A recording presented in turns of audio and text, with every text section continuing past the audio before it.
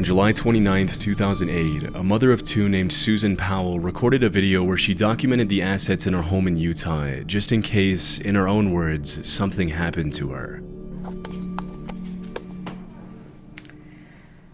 This is me. July 29th, 2008. It is 12:33 Mountain Time. Covering all my bases, making sure that if something happens to me or my family or all of us, that our assets are documented. Hope everything works out and we're all happy and live happily ever after as much as that's possible. The video was made on her attorney's advice, who feared that Susan's husband Josh might attempt to sell some of her most expensive assets. In the years leading up to the now infamous video's recording, the couple's marriage had been under a lot of strain, and during the recording, Susan lets on that things had been everything but peaceful between her and Josh over the past few years. This is all stuff bought in a year or less through Home Depot on my credit. Josh bought a lot of stuff and then he had to bankrupt it. And then he bought a little bit more on my credit. There's a nice lamp. These are things to roll wood with. And I had necklaces too. I don't know where those are. I just got in a rage, as you can see, and broke this. There's duds and pearls and opals in there. Broke this and threw all my DVDs and made a mess because he was angry at me. This was about a year or two back. Although Susan had been seeing a divorce attorney to look into the possibility of leaving her husband, they were still living together in 2009, almost a year and a half after the video was recorded. On the morning of December 6th of that year, Susan went to church with her two boys, after which a neighbor went to visit her, leaving her house at about 5 p.m. That night, Josh allegedly took the couple's two boys, Charlie and Braden Powell, on a camping trip in the middle of the night in blizzard conditions to a campsite on the Pony Express Trail. According to Josh, Susan stayed home because she was tired. The story goes that the next day, Susan's family and friends reported her missing when her two boys weren't dropped off at daycare. When Josh came back from the supposed camping trip with his sons, he said that when he had left the previous evening, his wife had been sleeping peacefully at home and that he had no idea what could have happened to her. After searching the couple's house in Utah, police found no signs of foul play, but things continued to get stranger as the investigation continued. Inside Susan's safe deposit box at the bank where she worked, the cops found a handwritten will and testament in which Susan alleged that Josh had taken out a $1 million life insurance policy on her a few weeks prior. Disturbingly, she also wrote, "If I die, it may not be an accident." About 10 days after she mysteriously disappeared, the authorities also found that Josh had filed paperwork to withdraw money from a retirement account, and he was officially declared a person of interest in the case. Suspiciously, Susan's family and friends reported that during the search efforts, Josh never seemed to show a genuine interest in finding his wife. But despite the mountain of evidence stacked against him, Josh Powell was never formally charged in his wife's disappearance. During the investigation, the cops questioned the couple's two sons, but it was hard to get any solid information out of them on account of their age.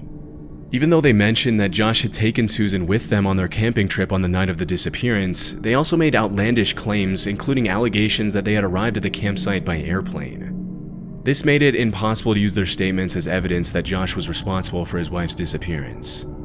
Shortly after, Josh and his two sons moved back to their home state of Washington, but the authorities soon determined it wasn't safe for Braden and Charlie to be living with their father in the middle of the investigation, and Josh lost custody of the boys. This is where things get extremely disturbing. On February 5th, 2012, more than 2 years after Susan's disappearance, a state caseworker brought the two boys to Josh's house for what was supposed to be a supervised visit. Immediately upon their arrival, Josh locked the social worker out of the house and took the lives of both his children and himself by setting the house on fire with gasoline. If his behavior during the initial phases of the investigation was suspicious, the unspeakable crimes Josh committed on that day in 2012 were about as clear of an admission of guilt as you can get in a case like this. In the aftermath of the tragic incident, the cops started looking into Josh's brother and father, who they suspected knew more about the case than they were letting on. Even though they had solid evidence to suggest Michael, Josh's brother, had helped him conceal Susan's body, the case reached a dead end when Michael also took his own life in 2013. More than a decade later, Susan's dad won a lawsuit against Washington State for nearly $100 million on grounds of negligence and failure to protect the 2 children who were supposed to be in the state's custody, a big chunk of which he gave to a charity to support domestic violence survivors. Almost 15 years after her disappearance and murder of her 2 children, people still gather in Susan's hometown of Puyallup, Washington every year to pay their respects and honor her memory. The last video Susan made documenting her assets received a lot more attention after everything had happened. With hindsight, the video is portrayed in a much more disturbing light. Susan saying things like, "I'm recording this just in case anything happens," makes you wonder if she knew her husband could do something this horrible as she was filming. Over the years, Susan's father has been alerted of possible locations where his daughter's remains might be buried, including abandoned mines in Utah and other isolated locations. Sadly, every lead has turned out to be a false alarm, and it's very unlikely that Susan's remains will ever be found. Amber Tuccaro was a 20-year-old Canadian First Nations woman from Fort McMurray, Alberta. In August of 2012, she flew from Alberta to Edmonton International Airport and booked a hotel room with her 1-year-old son and a female friend for a short vacation. That night, she got excited about the trip and decided to hitchhike into the city by herself, after which she was never seen again. When Amber didn't return to the hotel the next day, her friend called her mother, who immediately called the Royal Canadian Mounted Police. Soon after, Amber was declared a missing person. The authorities dug into her phone records and found that she had received a phone call while she was in the company of an unidentified man. The recording is pretty unsettling, especially since it marked the last time she was ever heard alive. Where are we by? We're just heading south of Beaumont, or north of Beaumont. We're heading north to Beaumont. Yo, where are we going? No, this is a... Are you f***ing kidding me? You better not take me anywhere I don't want to go. I want to go into the city. Jeez. Yo, we're not going into the city, are we? We're going. No, we're not. Yes. Then where these roads going to? 50th Street. 50th Street. Are you sure? Absolutely. Yo, where are we going? 50th Street. 50th Street? 50th Street. East, right? East. Over town. Travel.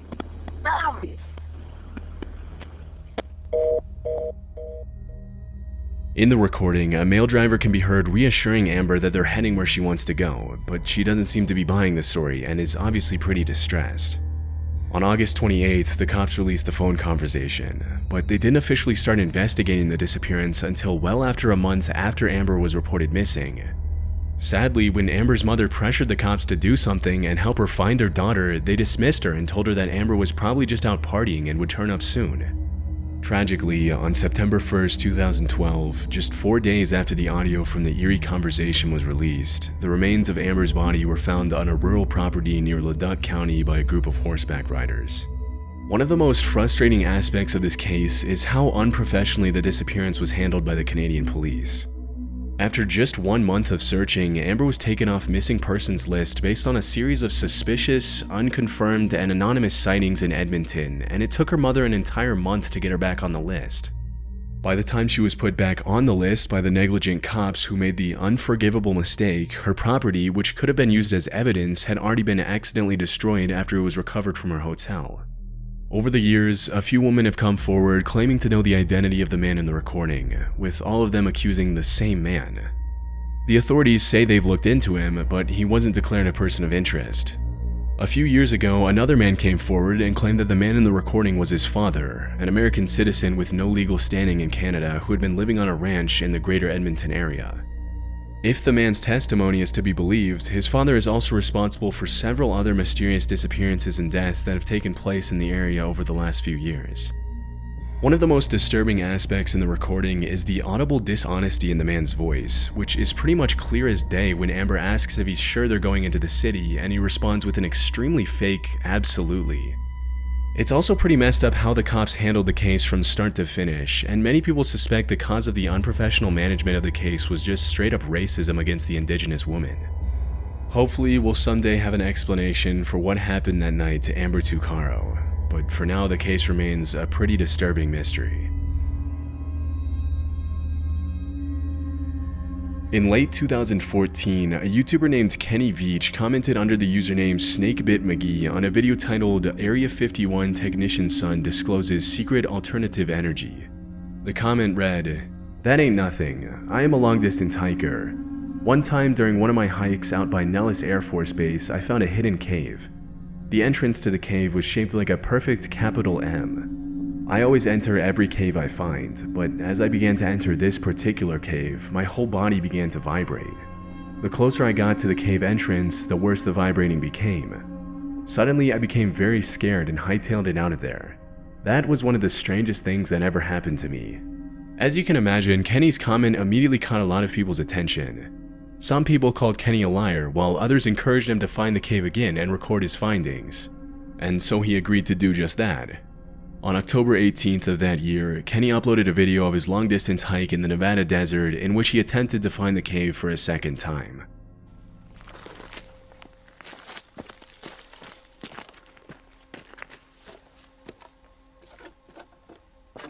Well, here I am on my hike up here in the mountains north of Las Vegas. This is a canyon I just walked up in. Now you can't tell, but my truck is way out there by the mountains at the very, very end of this valley. At the beginning of the video, Kenny stands at the top of an abandoned mine shaft and gives his viewers an introduction into the monstrous hike that lies ahead of him that day. As the day goes on, he continues to record what he sees as he travels through the Mojave Desert trying to locate the cave again. There's some interesting stuff coming up here. Look, see those? Look at that. Kind of right there. That's kind of cool. Alright, I'm going to turn it off and then I'll turn it back on here. Look at that. That's pretty cool right there. Huh. Alright, off with the camera. That was the end of the video Kenny posted. Because he failed to find the cave the second time through, a lot of his viewers criticized him pretty brutally, calling him a fraud and pressuring him into trying to find the cave for a third time. In a sea of comments provoking Kenny, a user named Lemmy Killmister made a particularly disturbing and ominous comment that read, "No, do not go back there. If you find that cave entrance, don't go in. You won't get out." Still, on November 10th of that year, Kenny told his family he was going on an overnight hiking trip and he set off by himself for the third time to find the mysterious M Cave in the Mojave Desert, one of the hottest and driest regions in the world. That was the last time he was ever seen. On November 22nd, 2014, 12 days after he set off on his search for the M Cave, a group of search and rescue volunteers found Kenny's phone lying at the top of the same mine shaft he had pointed out in his M Cave video. Unfortunately, after his phone was located, the case went cold, and Kenny's body was never found. After the mysterious disappearance, people started coming up with all sorts of theories to explain what could have happened to Kenny, with most people claiming that he had either fallen down the abandoned mine shaft or died of overexposure. Some of the more outlandish theories reported that Kenny could have witnessed a crime out in the middle of the desert and had to be silenced, or that he found a secret military base and was eliminated by the government. However, a few months after his disappearance, a comment on the original video made by a woman named Sharon Pilgrim shed light on an entirely new possibility, that Kenny had taken his own life. The comment read, "I am the girlfriend that Kenny spoke of in the video. Kenny has not been found, and I feel that he probably will not be found for many, many months, if ever. I want you to know that I do not think Kenny had an accident. I believe he took his life. He battled with depression for many years and would not take medication or see a doctor. He quit his job a little more than a year before he disappeared." In response to his phone being found at the mine shaft, Sharon then added, "The mine shaft was about a 4-hour hike from his car. It is my feeling that he left it behind so that he could not be tracked from the GPS in it. He also did not take his video camera with him on this solo hike. It was left in his home, so he had no intention of filming anything. I am healing from my loss and look forward to new experiences with desert hiking, camping, and taking beautiful pictures of our desert. Enjoy your adventures of life, and thank you for the kind, loving comments sent my way." Even though the woman's comment seems pretty genuine and brings light to the very real possibility that Kenny took his own life, the case still doesn't have a solid conclusion. Over the years, several other YouTubers have found caves in the same area Kenny was hiking in that almost perfectly resembled the letter M, and recently one of them even had a danger restricted area sign put up next to its entrance. So, even though it's possible that Kenny took his own life in the desert, his disappearance has still left more questions than answers. On September 8, 2015, a man named Tim from Mounds View, Minnesota contacted the police and told them his friend, 32-year-old Henry McCabe, a Liberian immigrant and auditor for the Department of Revenue, had gone missing. As per Tim's testimony, Henry had been at a barbecue hosted by a friend named Emmanuel earlier that day and had left to go to a nightclub at around 11 p.m. After following up with the two acquaintances who had been with Henry at the club on the night of the disappearance, the cops realized they had a pretty complicated case on their hands. According to the two friends who had been with Henry at the C'est La Vie nightclub in Spring Lake that night, Henry had been drinking pretty heavily, and upon leaving the club at around 2 a.m., he allegedly asked William, one of the acquaintances he was with, to drop him off at a gas station nearby. After getting dropped off by William, who thought it was strange that Henry rejected his offer to drop him off at his house instead of a random gas station, Henry called his wife a little after 2:20 a.m. According to his wife, Henry sounded pretty delirious on the call, and near the end of the conversation, she called one of Henry's friends to ask him to go get her husband. Even though the friend didn't answer the call, the last 2 minutes of the conversation between Henry and his wife were recorded by the friend's voicemail, and the content of the conversation is pretty disturbing.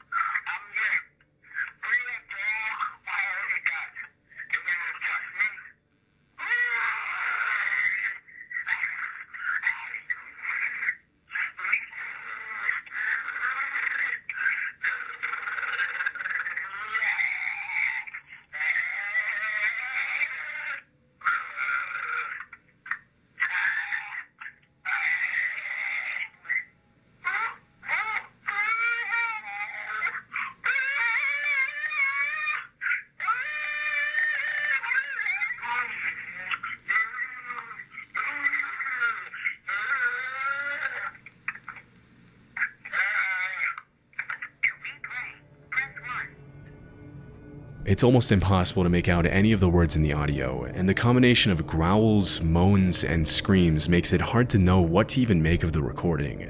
But needless to say, the voicemail is pretty unsettling. It almost sounds like the screams are coming from someone who's being attacked, but we obviously can't know for sure. That same evening, another acquaintance called Henry and later told police that it sounded as though Henry had gotten into an altercation with someone in the middle of the call. Strangely, even though Corrine McCabe, Henry's wife, mentioned that the sounds her husband was making during the call were extremely out of character for him, who was usually perfectly articulate, she only made a single call to one of Henry's friends to try and get him to pick up her husband, and when she didn't get a response, she went right back to bed. Even more strangely, during our questioning, Corrine repeatedly told the cops that she knew Henry was alive, even though she didn't have the evidence to prove it directly. After this extremely disturbing voicemail was recorded, Henry's phone records show that he called a Texas number that he had called over 20 times that day, but when the cops tried to trace the number, it came up as no longer in service. It's impossible to know if the calls themselves were made by Henry or someone else, but after the unsettling conversation with his wife, phone records show that several calls were made from Henry's phone to that same now disconnected number in the days following his disappearance. As the investigation went on, things continued to get stranger. Suspiciously, the cops never found footage of William's red car pulling up to the gas station where he had supposedly dropped Henry off, even though they checked the entire night's footage from all angles. William later ended up changing his story and alleged that as soon as he dropped Henry off, he immediately got back in the car and William dropped him off at another gas station a couple of miles away. It was later revealed by a confidential FBI informant that during the searches that took place after the disappearance, Emmanuel, the host of the barbecue, and a group of 3 other men would often stand a few feet away from the rest of the search party and talk suspiciously among themselves. Still, it was never determined if they had anything to do with the disappearance. On October 2nd, almost a month after Henry went missing, a strange anonymous letter was sent to the New Brighton Police Department a few miles from where Henry went missing. The letter read, "Henry McCabe, his body next to water, partially buried. Needs search dog to find. Witness who saw burial scared, female young, asked to come forward. Can remain anonymous and will protect." On November 2nd, the cops found Henry's body in Rush Lake, a few miles from where Henry had supposedly been dropped off on the night of his disappearance. Mysteriously, they didn't find any signs of foul play on his body, even though the anonymous letters suggest he was buried by someone else. Despite the lack of evidence on his body, it's possible that he was either forcibly drowned by a group of assailants, that he took his own life, or that something entirely different took place that night. The only thing we know for sure is that this is an extremely strange case that we'll probably never get a conclusive explanation for. In the summer of 2013, a 26-year-old oil worker from Texas named Brandon Lawson arrived home from work and immediately got into an argument with his long-term girlfriend. Things had been pretty tense between the couple in the days leading up to that evening, as Brandon had frequently been working Monday through Sunday, and the youngest of the couple's 2 children was only a few months old. Also, Brandon had recently relapsed into addiction, which further strained their relationship. It's unclear if his girlfriend kicked him out of the house or if he decided to leave after about an hour of arguing, but whatever the case, Brandon got in his silver Ford F-150 and drove away from his home in San Angelo at midnight on August 8th, after which he was never seen again. The incredibly strange events that took place over the next few hours have turned this case into one of the most mysterious and disturbing disappearances of the decade. About half an hour after leaving his house, Brandon made a phone call to his brother Kyle, letting him know that he was a few miles south of Braun on a stretch of highway in the middle of nowhere and that he was out of gas. After fetching a gas can from Brandon's house, which was about a mile away from his own, Kyle got into his car and prepared to drive to his brother's location. But things didn't exactly go according to plan for Brandon, and a few minutes later at around 12:50 a.m., he made this disturbing call to 911. 911 emergency. Yes, I'm in the middle of the field. It's safe. We're just pushing guys over. Right here going towards Javelin on both sides. My truck ran out of gas. There's one car here and got chased to the woods. Please hurry. Okay, now run that by me. I'm not talking to him. I actually ran into him. Ah, you ran into him. Okay. Got the first guy. Do you need an ambulance? Yeah, no, I need the cops. Okay. Is anybody hurt? Hello? Hello? Hello? Although it's hard to make out what's going on in the background, many people have alleged that they can hear the sound of gunshots and other people talking in the audio, but it's hard to confirm what exactly was being said and what was even going on during the call. 8 minutes after Brandon's 911 call, another driver called the cops to inform that a silver F-150 had been parked pretty dangerously on the highway with the back of the truck sticking out into the other lane. Following his call to 911, Brandon continued to contact his brother Kyle by phone, and they exchanged a series of strange phone calls. Even though these next calls weren't recorded, according to Kyle, Brandon sounded extremely paranoid, repeatedly claiming that he was being chased out of town by the Mexicans in the neighborhood. When Kyle asked him if he had been using drugs again, Brandon immediately denied it. At around 1:10 a.m., Kyle arrived at the location where the truck was parked, but Brandon was nowhere to be seen. A few minutes after his brother's arrival, Brandon once again called Kyle and made a series of disturbing statements, claiming that he could see Kyle and the officer that had just arrived at the scene, that he was bleeding, and that they needed to hurry.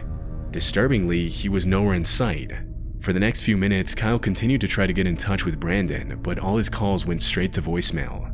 After failing to find him that night, the cops launched an official search for Brandon, complete with helicopters, thermal cameras, dogs, and a massive search party. Unfortunately, Brandon was nowhere to be found.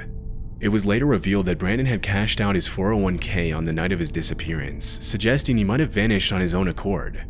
However, due to his distressed phone calls to 911 and his brother, it's also possible that Brandon fell victim to some sort of cartel activity, or that someone he ran into on the road attacked him. In February 2022, a small search party consisting of family members and friends found a pair of shoes and clothing that matched the description of what Brandon was wearing on the night of his disappearance, and after searching the area, the cops found human remains near the location of the shoes and clothing. Even though the remains were sent to be tested more than 2 years ago, there still hasn't been a definitive answer for whether they belong to Brandon or what could have happened to him that night. Hopefully, with time, more conclusive answers will surface to give Brandon's family a sense of much-needed closure. Until then, this will probably remain as one of the most disturbing missing persons cases from recent years. On May 8, 2021, a woman named Malie Perales was driving down the Packer Drive Northeast Road alongside the Rogue River in Belmont, Michigan. She and her 2 roommates were on their way back after a night out, and they were all in a cheerful mood. However, their smiles quickly vanished as they stumbled onto a horrifying scene. At around 2:30 a.m., while driving near the Rogue Hollow Court, one of the passengers spotted a strange figure lurking by the side of the road. This encounter was extremely terrifying, but it also sparked the group's curiosity, and after some deliberation, they decided to turn around, and this is what they then came across. What the Stop. No, Stop. I'm not. No. Hell no. What the Oh! They were soaked. They saw what looked like a young woman drenched from head to toe as if she had just crawled out of the nearby river. She also looked like she was crying, banging her head on the road and waving for help. Malie posted the video of this encounter on TikTok and it instantly went viral, leading people to come up with all sorts of far-fetched theories about ghosts, spirits, etc. However, as wild as the theories got, Malie later posted several videos shutting them down and revealing what really happened. According to her, they kept circling back and driving past the disturbed woman several times after recording the first video to make sure she was okay. While none of them had the nerve to get out of the car and approach her, they did call the cops and waited nearby until help arrived. The woman was then taken to a nearby hospital where she was treated for cold exposure. As it turns out, she somehow fell into the Rogue River from the east side and swam across it onto the road.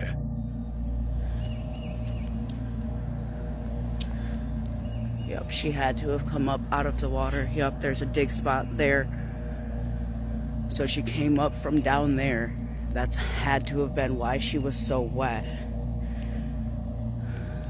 This was the spot that she had left. I don't know why or what was going on. After regaining some composure, she also revealed that the woman was from Kalamazoo, a town that's over 60 miles from where she was found.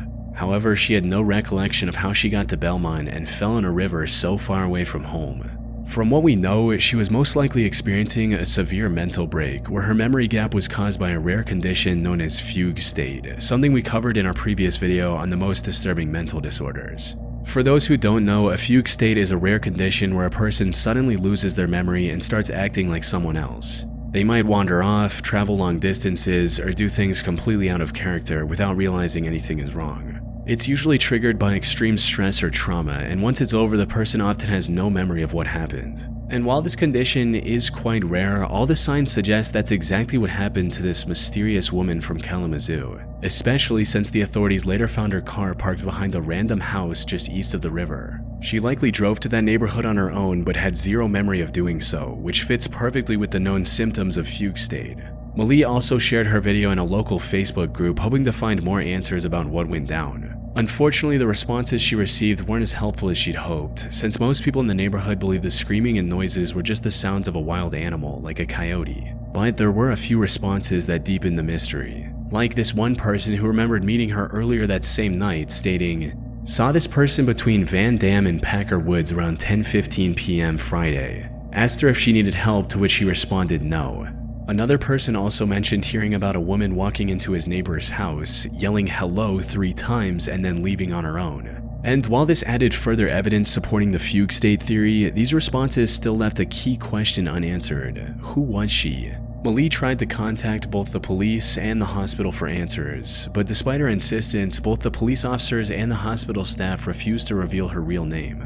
That said, we still have enough information to make an educated guess. Based on everything I could uncover, the mysterious woman in this unsettling video was most likely Mei Zhou. She was a 28-year-old Chinese woman who went missing from Kalamazoo on May 6, 2021. Before her disappearance, she told her friends that she felt like she was being followed by a stalker she met online. Unfortunately, these are the only details about her case that were made public.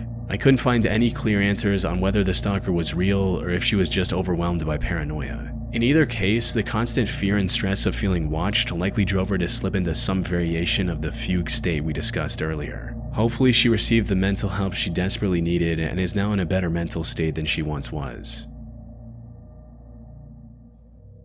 In June of 2024, streamer Lacey and his friend Clicks were doing an IRL livestream in Miami, Florida. The two were simply going around town and having fun. What they didn't realize was that this stream would end up saving someone's life. It happened a few hours into the stream when they sat down at the Starlight Hotel Cafe for lunch. As they waited to order, a guy walked up to their table wearing nothing but neon green shorts. Lacey and Clicks initially assumed he was just another fan eager to talk to his favorite streamers, a pretty typical scenario for popular IRL streamers. But something about this young man didn't sit right.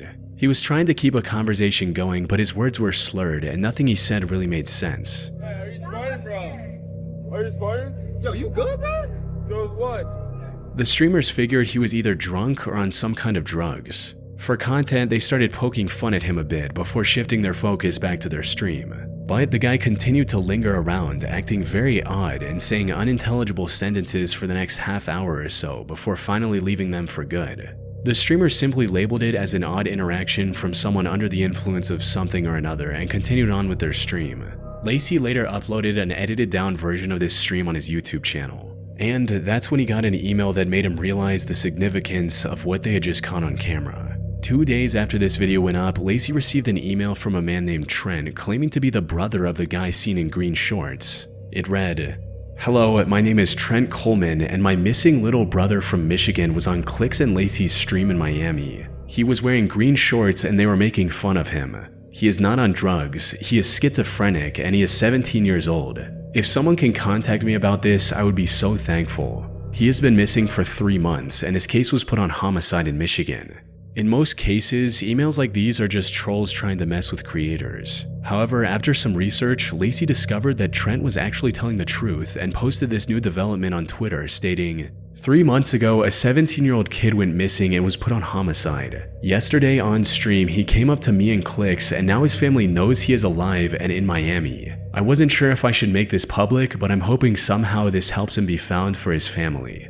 In a reply to his tweet, Lacey also attached an article that provided additional details about the case. Apparently, the teenager's name was Troy Coleman, and he had been missing from his home in Michigan since May of 2024. According to the article, Troy was last seen in Mount Morris Township around 9:30 a.m. on May 17th. In the 3 months since his disappearance, he had somehow traveled from Michigan all the way to Miami with no medication, no money, and no clear explanation of how he got there. This was extremely concerning considering Troy's lack of vital medication for his schizophrenia was known to cause serious hallucinations. His sudden reappearance only deepened the mystery. With no leads and no logical explanation, Michigan police were left so baffled that they even began investigating his case as a potential homicide. So, the fact that Troy randomly appeared on Lacey and Clicks' stream and his brother just so happened to be watching that stream was nothing short of a miracle. But somehow the coincidences keep piling up, and what happened next made the whole situation even stranger.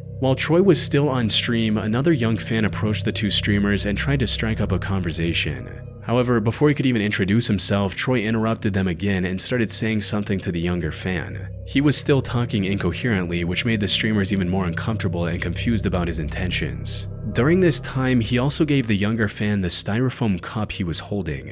The young boy quickly took a sip of whatever was in the cup and walked away. Lacey's cameraman noticed the exchange and immediately pointed it out to the streamer. By now, they were convinced that Troy was on drugs, and that raised a serious concern. Had he just given the kid something laced? Not wanting to ignore it, Lacey decided to confront Troy, asking him directly what was in the cup. But to their surprise, Troy's answer was a lot more coherent than expected. He simply stated that it was just a soft drink from Beacon Hotel.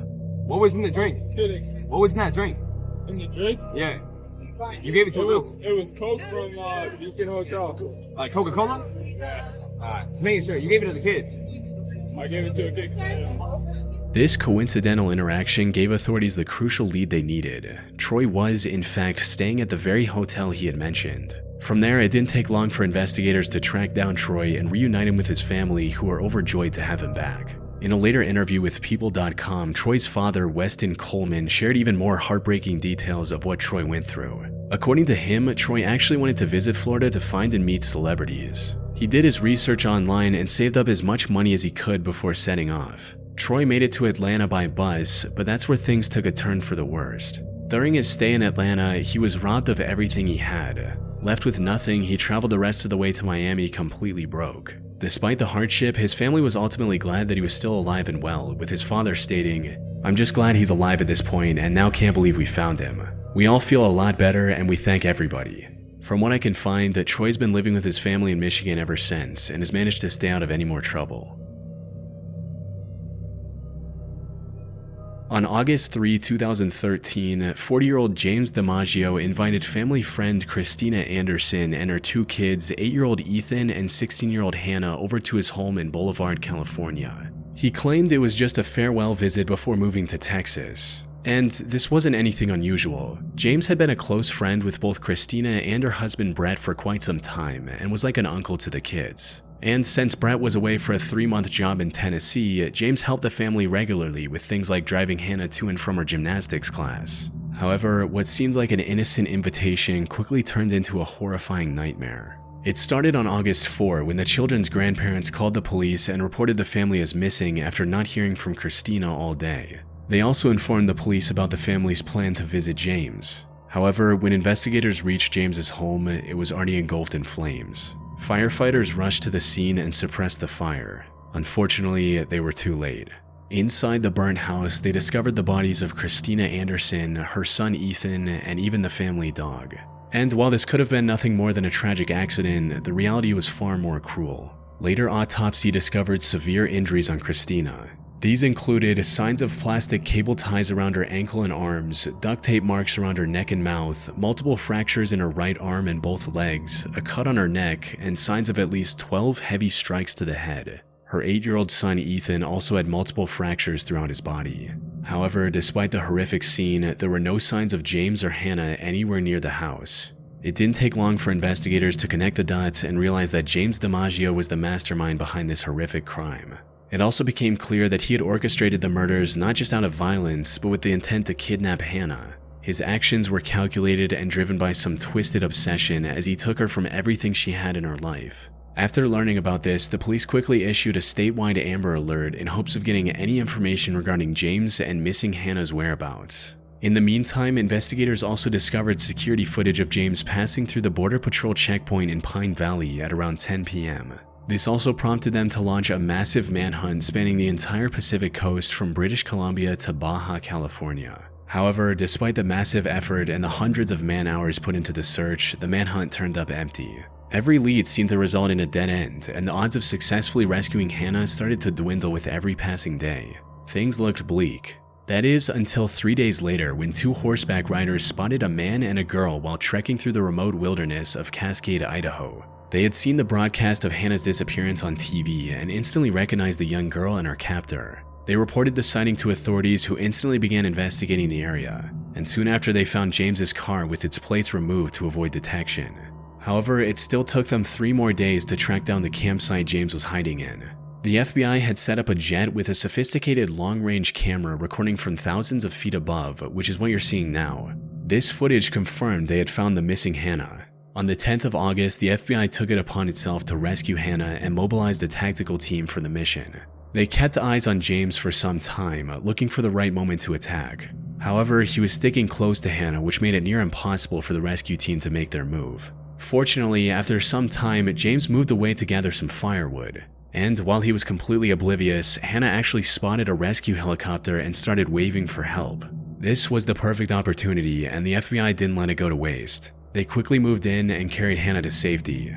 After noticing the rescue mission, James took out one of the guns he had with him and fired at an officer. The rescue team then returned fire, resulting in him getting shot 6 times in the head, arms, and upper torso. Hannah was finally safe. And while this was one of the most terrifying experiences a teenage girl can have, Hannah's managed to completely bounce back. She is now 27 years old and is happily living with her husband and 1-year-old son in Vancouver, Canada. On the 27th of May 2013 at around 4 p.m., 73-year-old Robert McDonough disappeared from his home in Portland, Maine.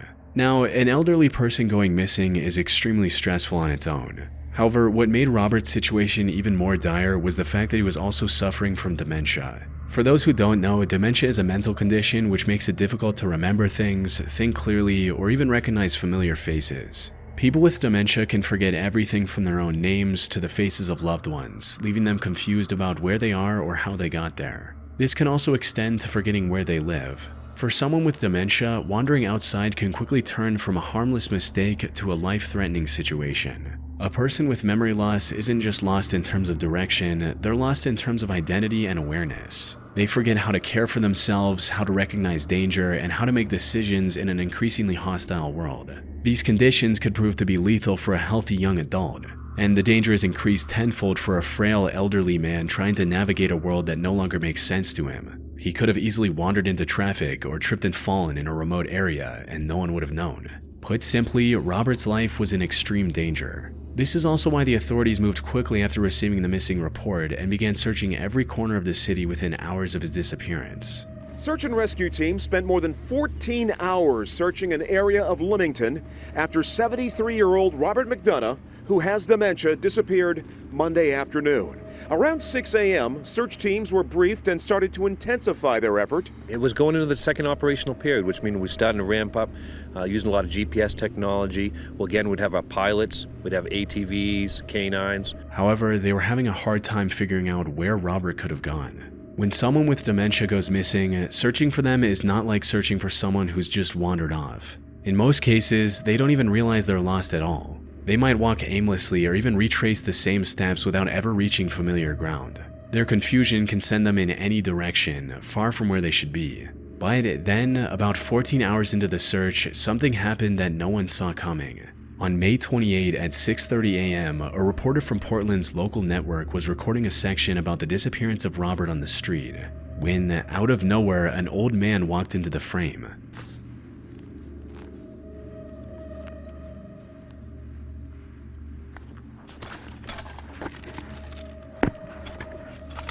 At first, the reporter brushed him off as just another bystander, but after a few moments, he suddenly realized who the elderly man was. This was Robert McDonough, or Bob as he went by, the man everyone was looking for. Anybody give a phone call? I'm calling the warden service there at the Farmington. This is Bob. This is you. I can identify him as Bob McDonough. I think so. It's Bob McDonough. Yeah. He looks a lot like a guy. Watch yourself. Watch yourself. Yeah. That's Bob McDonough. Fortunately, he was completely unharmed despite being out in the cold all night. Upon realizing his identity, the news crew immediately contacted the authorities, and it wasn't long before Robert was reunited with his family. But here's the thing, Robert returning like this was nothing more than a stroke of good luck. While his story had a somewhat happy ending, it could have just as easily turned into an irreparable loss.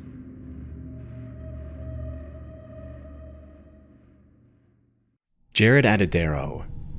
On the 2nd of October 1999 at around 11:30 in the morning, two men came across a very young boy while fishing at a campsite on the Big South Trail, which is a part of the Arapahoe and Roosevelt National Forest in Colorado. And while running into a lone child in the middle of nowhere is cause for concern, the two fishermen saw a group of hikers about 80 to 90 feet ahead. They figured that the child was a part of that group since after a brief conversation, the child ran off toward the group they saw. This child was 3-year-old Jared Adedero, and this was the last time anyone would ever see him again. To understand how a 3-year-old even ended up in that situation, we have to take a step back and examine the life of his father, Alan Adedero. Alan was a divorced, single father who was taking care of his two children, the 3-year-old son Jared and a 6-year-old daughter Jocelyn.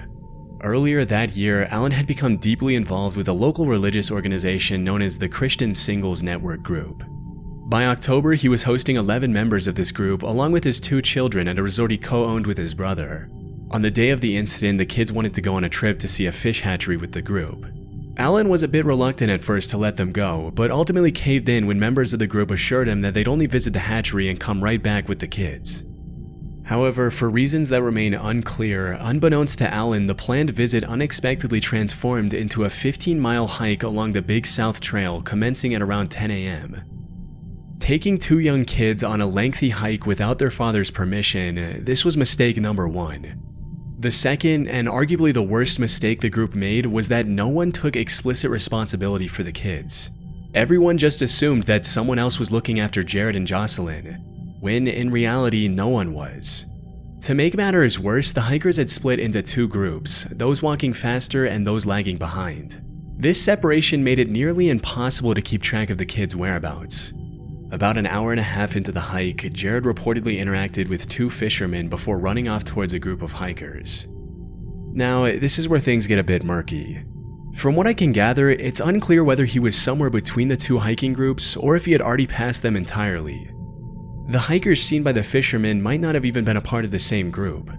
Sadly, this was the point where Jared vanished. However, it wasn't until 12:15 p.m. that the Christian group realized that they hadn't seen him for over an hour. Panic set in, and some members of the group rushed back to the resort to inform Alan. He wasted no time, immediately driving frantically to the trail while beating his chest and saying, quote, "They lost my baby, they lost my baby." In the meantime, his resort manager filed a missing person report and got the rangers involved in the search. Since this was a fairly active hiking trail, the rangers in the area had plenty of experience finding missing people. So much so that the sheriff at the time stated, "Absolutely, I thought we would find him. Yes, it was a child, but my thought was we should be able to get in there with our people and do what we do and what we have done hundreds of times, find the person. It might take a few hours to find the child crying or hiding someplace nearby, but we would be done before midnight." He even instructed his subordinates to wake him up when they found Jared, but the news never came. After almost a full day of searching, Jared remained missing and the hopes of finding him alive began to wane. Things went from bad to worse when the helicopter that was searching for Jared stalled 100 feet in the air and crashed, injuring all 5 of its passengers. By October 7th, over 200 professional searchers, a dozen dog teams, professional trackers, a dive team, and a plane were doing everything they could to locate Jared, or at least find some clue that could answer his mysterious disappearance. Tragically, after 5 grueling days with no leads, the search for Jared came to a heartbreaking halt on the 8th of October. It became a massive story in the media and even led to the Colorado governor signing the Amber Alert plan into law. Jared's case, however, remained completely cold.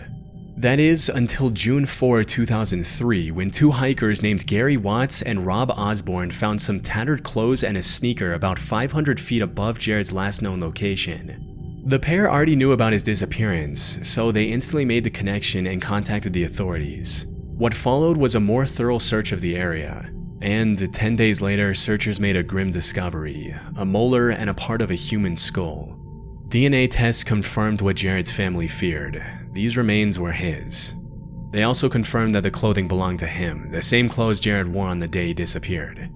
After nearly 4 years of his disappearance, Jared's family finally had some closure. But even with these new discoveries, the question remains, what really happened to Jared? The most straightforward explanation is that he wandered off in the mountains, got lost, and eventually succumbed to hypothermia. But there's a problem with that theory. The spot where his clothes and remains were found is nearly inaccessible. It's extremely steep and rocky terrain that would be challenging for an adult to navigate, let alone a 3-year-old child. The most plausible theory is that he was attacked by a cougar.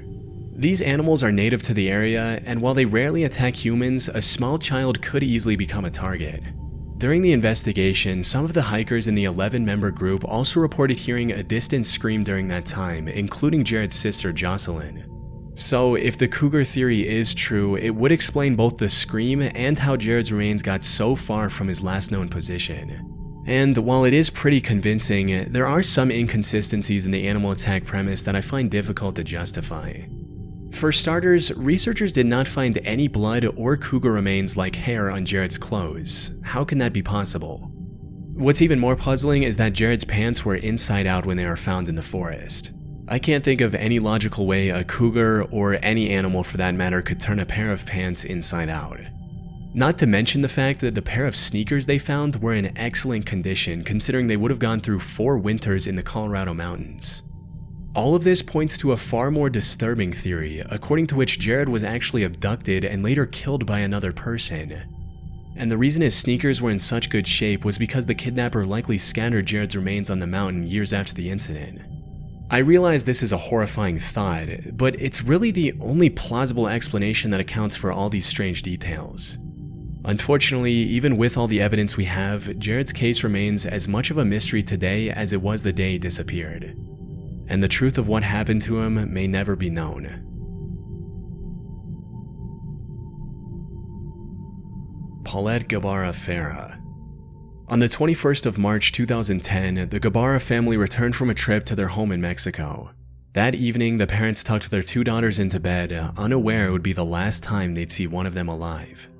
The following morning, the family's nanny, Erica, entered 4-year-old Paulette Gabarra Farah's room to wake her, only to find the bed empty. She could not find the 4-year-old girl anywhere in her room. She turned everything upside down while searching for Paulette before finally alerting the mother of the kids, Lizette Farah. Lizette quickly informed the authorities, and they started investigating the little girl's disappearance almost immediately. However, this case was unlike anything they had seen before.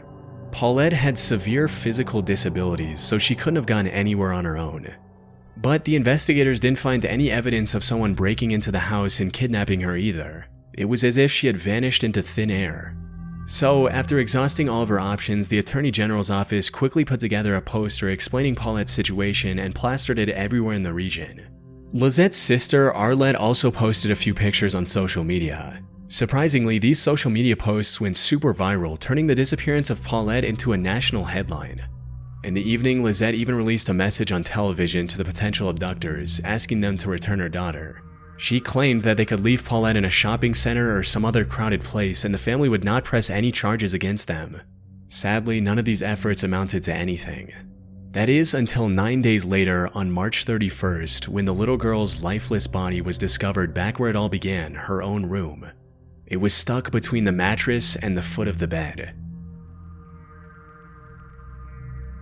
On the surface, this should have been the end of Paulette's case. However, the inconsistencies surrounding her disappearance were too significant to ignore.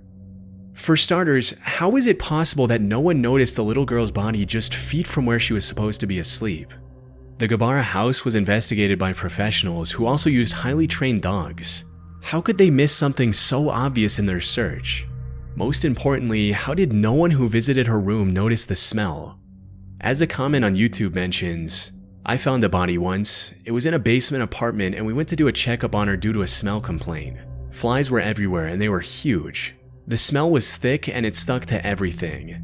It was a hot and humid summer. She had been dead for 3 days. There is no way that Paulette was in that room for 9 days and no one noticed. The smell of death literally gets everywhere." Now, if the room was immediately taped off after Paulette's disappearance, all of this could have been potentially explained as nothing more than incompetence by the investigators. But in reality, the room had many visitors in the days after the incident, including guests who slept in that same bed for multiple nights. Lizette even gave an interview sitting on top of the bed where Paulette's body was later found. How did she not notice? The only logical explanation for all of these questions is that Paulette's body wasn't under the mattress during the initial searches. Instead, it was placed there later by someone, possibly one or both of her parents. According to the official coroner report, Paulette moved onto the bed on her own and fell headfirst into the gap between the mattress and the frame. There, she asphyxiated and passed away before her nanny Erica came looking for her in the morning. But the evidence contradicting this official statement is a bit overwhelming.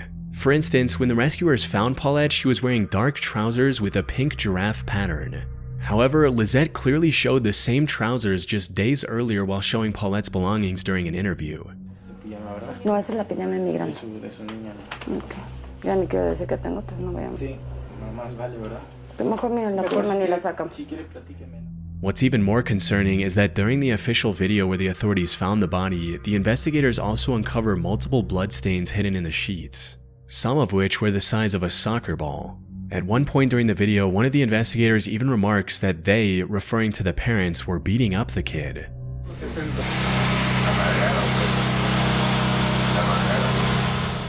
Despite this, the official report completely ruled out physical abuse and mysteriously made no mention of the bloodstains. When all this came out, it caused great outrage in Mexico, leading to Alberto Bazbaz resigning from his position as Attorney General of the state of Mexico. From what I've read on this incident, everything about this case suggests a cover-up by the authorities. It's possible one or both of the parents accidentally killed Paulette while attacking her and came up with an elaborate scheme to hide their crime while also farming media attention. And for this to work, someone high up must have been in on the scheme. Of course, all of this is merely conjecture on my part, as there's no evidence to prove any wrongdoing by either of the parents. Unfortunately, we'll likely never learn what happened to poor Paulette on that night. Unless, of course, someone with insider knowledge decides to come forward, though after 14 years, that seems increasingly unlikely. That being said, if the parents were the ones who caused this tragedy, they wouldn't be the first, because something very similar happened in this next case. Lucy Meadows. On July 25, 1996, Jan Meadows visited the Rivergate Mall in Goodlettsville, Tennessee to sell some crafts at a flea market. After parking her car, she opened the back door to let her 3-year-old daughter Lucy out of the car. She then went to the passenger side of the car to retrieve some crafts she was going to sell. But when she came back around to the other side, her daughter was gone. She immediately contacted mall security and they conducted a thorough search of both the mall and the area surrounding it, but Lucy was nowhere to be found. Over several weeks following the incident, police dedicated hundreds of hours, interviewing 100 witnesses and relatives, following up on tips, speaking with parents of children resembling Lucy, and reviewing surveillance footage from the parking lot. Though the surveillance video was too distant to reveal any clues, it captured Jan Meadows wandering the lot, seemingly looking for someone. However, even after all this effort, they didn't find a single clue that could lead to Lucy's current whereabouts. But things were about to get much more disturbing when police started investigating Jan. For some context, Jan was a Korean immigrant who had separated from her husband Tom and was living with another Korean woman, Hyeon S. Dai, also known as Tammy. And in her original statement, Jan claimed that she had only looked away for a few seconds, and that was all it took for Lucy to disappear. She said she opened the door and walked around to the trunk, and then the daughter disappeared. But after a couple of weeks, she changed her story and said that she might have been busy for 10 to 15 minutes. This is a massive difference. As the lead investigator at the time pointed out, if they had known the time frame for the disappearance was 10 to 15 minutes instead of under a minute, they would have searched more extensively from the start. This sudden change in story also put Jan as a prime suspect in Lucy's disappearance. They put Jan under 2 polygraph tests and she failed both of them, after which she became reluctant to talk with the investigators. During this time, a neighbor also reported seeing the 3-year-old Lucy wandering outside early one March morning, not dressed for the weather and crying. Police also questioned her housemate Tammy, whose statement didn't fully align with Jan's story, making the whole situation even more suspicious. Police and the FBI then carried out an extensive search of the Meadows house, farm, and the surrounding area. However, they didn't find any evidence against Jan or Tammy, and the case was left wide open with no leads for the next 18 years. But then in November of 2004, a witness came forward. He claimed he saw Lucy lying on the floor at home wrapped in a blanket and looking like she could have been dead a day before her supposed disappearance. And while the police never released the name of this witness, I believe it was Daniel, Tammy's son, who would have been 11 years old at the time of the incident. If we take his testimony as truth, many of the inconsistencies in Lucy's case began unraveling. Lucy was likely already dead before her alleged disappearance on July 25th. Jan disposed of her body somewhere and then made up this abduction story to cleverly mask the truth. As for who killed Lucy, it could be Jan, it could be Tammy, or both. And the cause of her death could range from extreme neglect to overwhelming abuse. We have no way of knowing. And if Jan and Tammy have managed to hide the truth for over 28 years, it's unlikely they'll confess anytime soon. That said, the case is still open at the Goodlettsville Police Department. Who knows, maybe we'll see another witness come forward sometime in the future.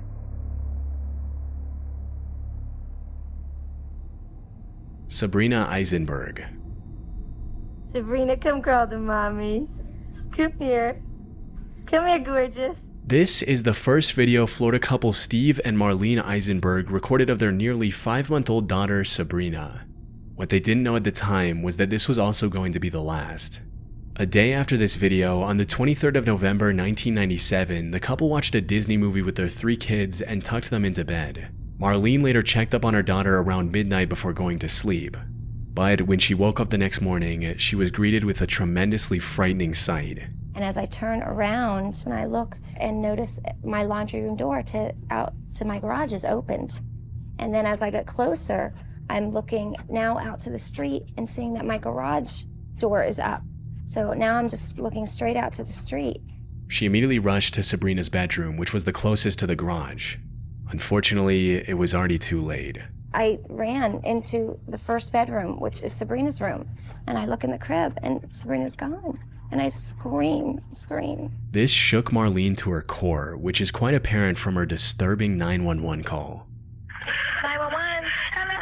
I need to believe my baby's been kidnapped. All right, ma'am, need to calm down. Okay. All right, take a deep breath. What do you say baby's been kidnapped? I just got up to wake my son up. My garage door was wide open. My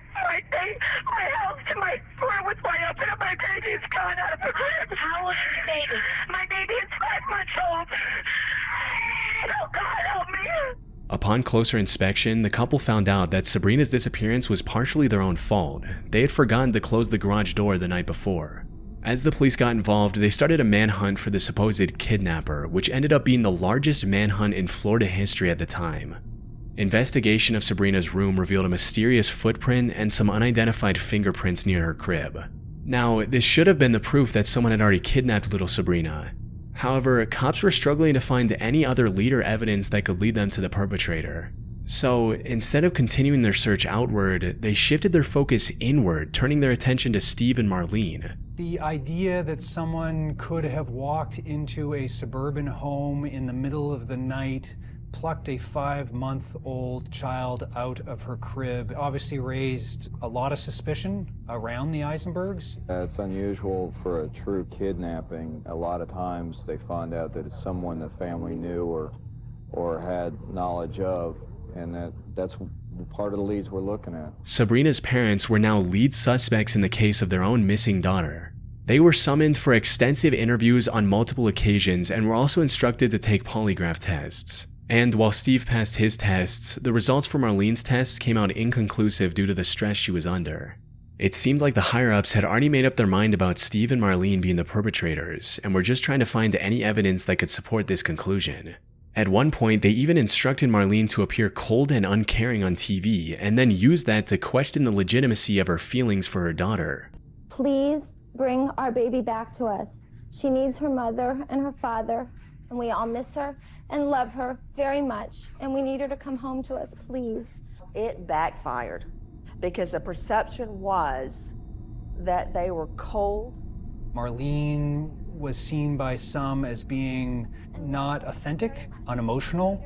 Law enforcement seemed to focus in on that display. It took all the strength that I had to say what I said, and then the minute I was done, I broke down in tears.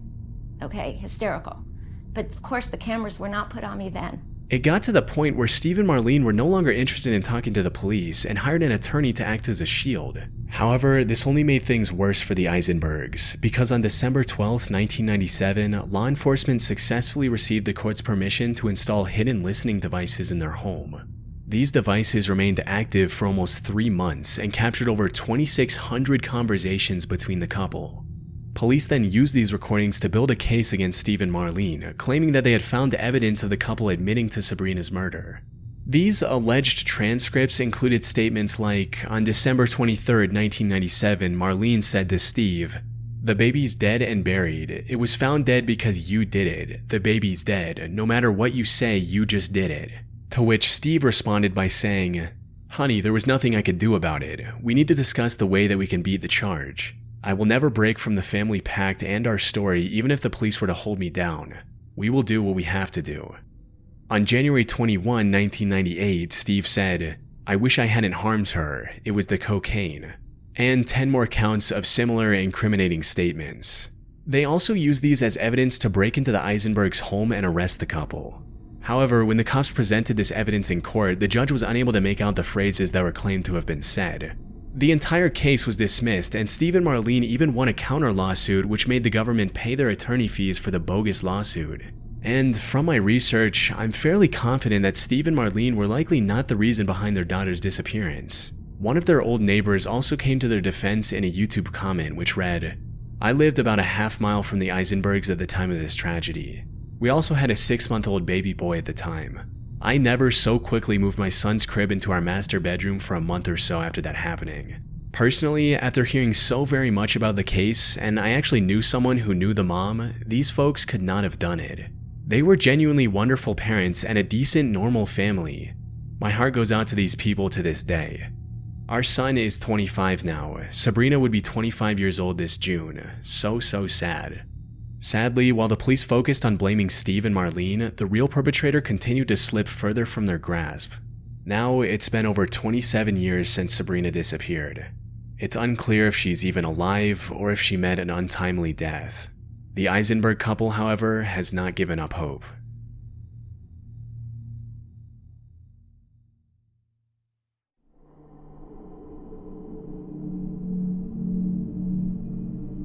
On the evening of December 7th, 2000, Trevor Deely went to his office's Christmas party at a nightclub down the street from the Bank of Ireland in Dublin, where he had been working in the IT department for about a year. Upon leaving the party at 3:30 a.m., Trevor couldn't get a ride back to his apartment due to a massive taxi driver's strike, and his only option was to walk home through an area notorious for crime and gang violence. It was a 20-minute walk home, and since the bank was pretty much just up the street, Trevor decided to make a quick stop at his office to grab his umbrella before walking home in the rain. Strangely, the bank's CCTV footage shows a man dressed in black standing behind one of the pillars of the bank's gate. The man can be seen standing there for almost half an hour before Trevor arrives.